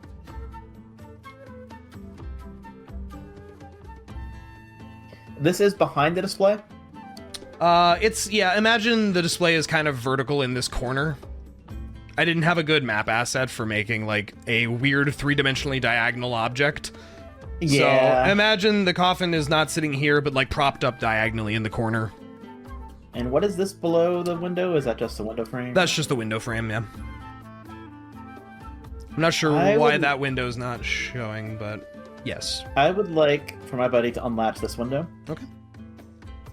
But not... Well, like, unlock it, but not open it. Yep, he unlocks it. Fairly easily. And then I want to exit the way I came and close the door and close the window. Okay. Well, okay. So the armoire over here shows something on top of it, but I'm assuming that's not the case. Yeah. It's just the map asset. And nothing. And is there any like a bunch of jewelry in there, but like no like jewelry boxes, nothing that stands out? Not really. It seems to be each drawer is its own jewelry box type thing. One is filled with rings, one of them is filled with earrings. This lady appears to have a lot of jewelry. I mean, that kind of makes sense for noble, and I wouldn't know anything about like symbols to look out for. Other than rooting around the dressers, I can't think of anything, so I'm gonna go and have my friend leave. Okay. He clambers back out the window and lightly closes it behind you and swoops back down to your side. Where you are metaphorically standing here. You're not actually potentially standing out front of the house, but... Yeah. I relay everything I saw in there back to Rinn. What the fuck is wrong with this lady? That's so creepy! And I'm willing to bet that single strand of hair inside the locket is his, too. Most likely. It couldn't be anyone else's. I mean, if it were anyone else's, I would be a little more weirded out, actually. Yeah, you know, that's understandable. Yeah, I don't know what to do with this information. So she's obsessed with her dead husband. Is she? Do you think she's like thinking she could keep him, bring him back to life somehow? She probably has the money to afford true resurrection. I mean, how common is that actually, like, in the world? Because I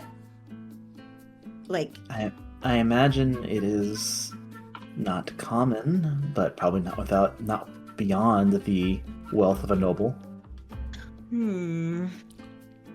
I don't know, Dre. I have zero context here. You are right, though. Okay.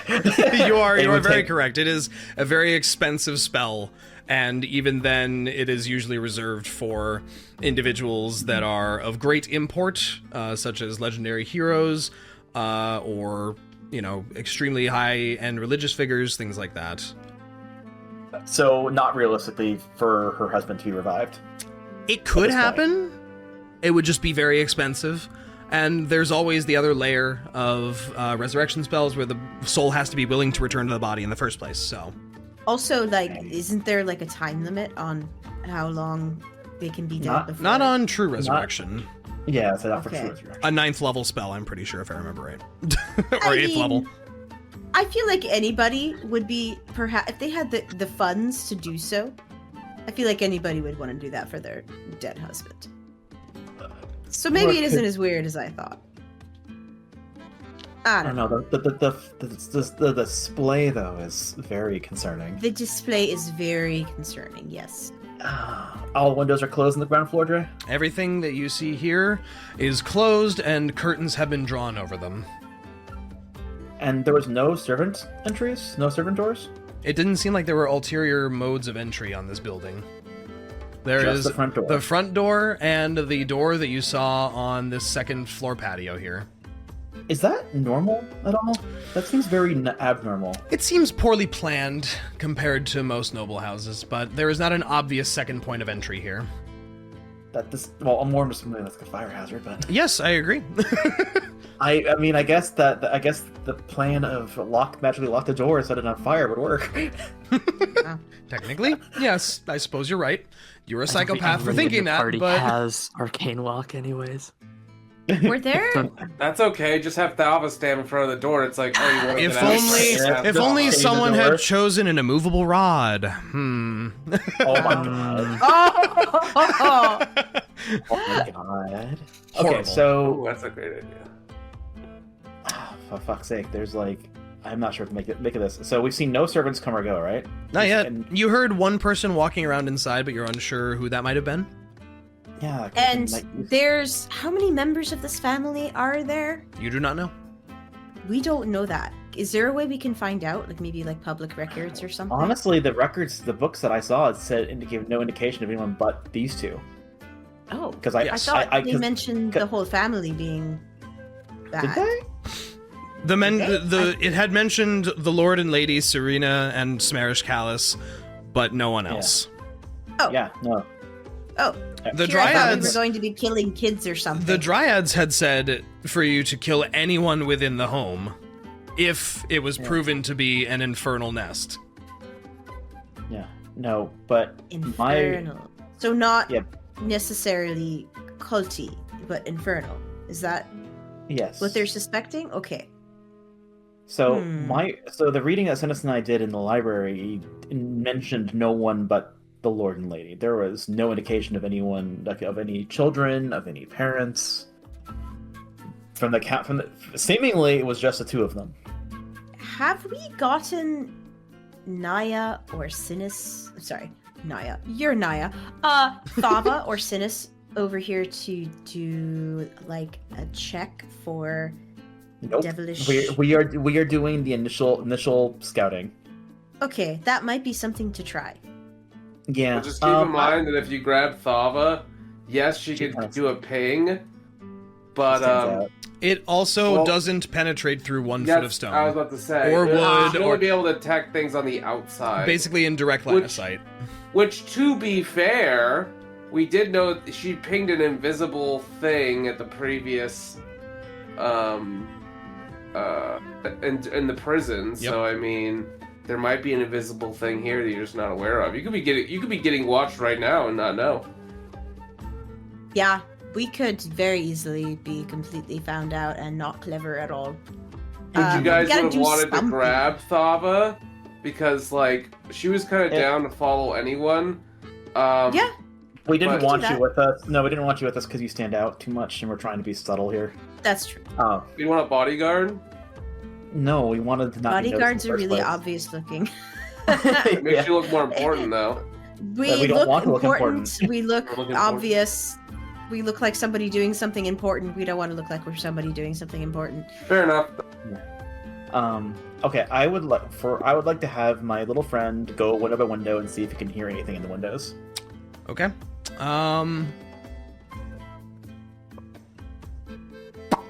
On the ground floor or the second floor? Ground floor, because where I heard the footsteps going. Yes. I think he goes around to each window. I'm just going to use the previous perception check because we're going to wrap it up right here. But Okay. you hear, I think, one door open about here-ish in the building on this side. Let's put little guy over there just for perspective. There's a window here. It appears to be, judging by the smells that he smells and the sounds that he sounds, sounds like a kitchen. Smells like a kitchen. You hear one individual walk in. Sounds like someone's cutting something. Meat, perhaps? I just dropped call for a second. Oh, hi. I'll come back to you talking about cutting meat, so... Can you go well, back? your pseudo-dragon goes over to this window on the side over here, and hears and smells what would clearly be a kitchen, and hears within someone potentially chopping something, vegetables, meat, whatever it is. Okay, so probably at least one servant. Unless she is a surprisingly competent noble. Okay, so a cook. We've got a cook. Didn't it look on the way in like kind of like not very well maintained on the outside? It does. The Yeah. front step specifically looks like it hasn't been used very much, and definitely not today. That's actually very interesting. There's no other way in or out from the outside, but the front door doesn't seem to be used, and the only door I found was on the second floor. That What appears to be the is- case. What does the lady of the house even do on a day-to-day basis? Who are these people? She took over for her husband's job, which was planning, right? Head of infrastructure and finance for the city of Mirabar. Which is a pretty fucking powerful position. So to be in. basically, city planning and treasury investment type things. You know, city planning would be very interesting if you wanted to, you know, set up some secret bullshit to get in and out of your house. Uh-huh. Just saying. Yeah, no, I was thinking the same thing. That she either there must be another way in or out of the house that we have not seen. Probably to the Undercity. Probably. And maybe she has something to do with that ping that Thava got in the underground. That was devilish. Probably. Do you think, what if she herself is a devil? I would not be So surprised. many questions. But I think they'll have to I wait don't know how until next session because On. we're running up on time. I'm sorry, we're already fairly over time. So We are. It's true. hold your thoughts, but we will figure out what this leads to next time we are together with the Dorks in Danger. Darks in danger. That was way too many does. I think it was just enough. Thank you for listening to our adventures. We hope you've enjoyed. If you want to keep up with more Dorks in Danger content, feel free to hit that subscribe button and never miss an upload. Or follow us on Blue Sky for updates, art posts, and announcements. New episodes come out on a bi-weekly basis.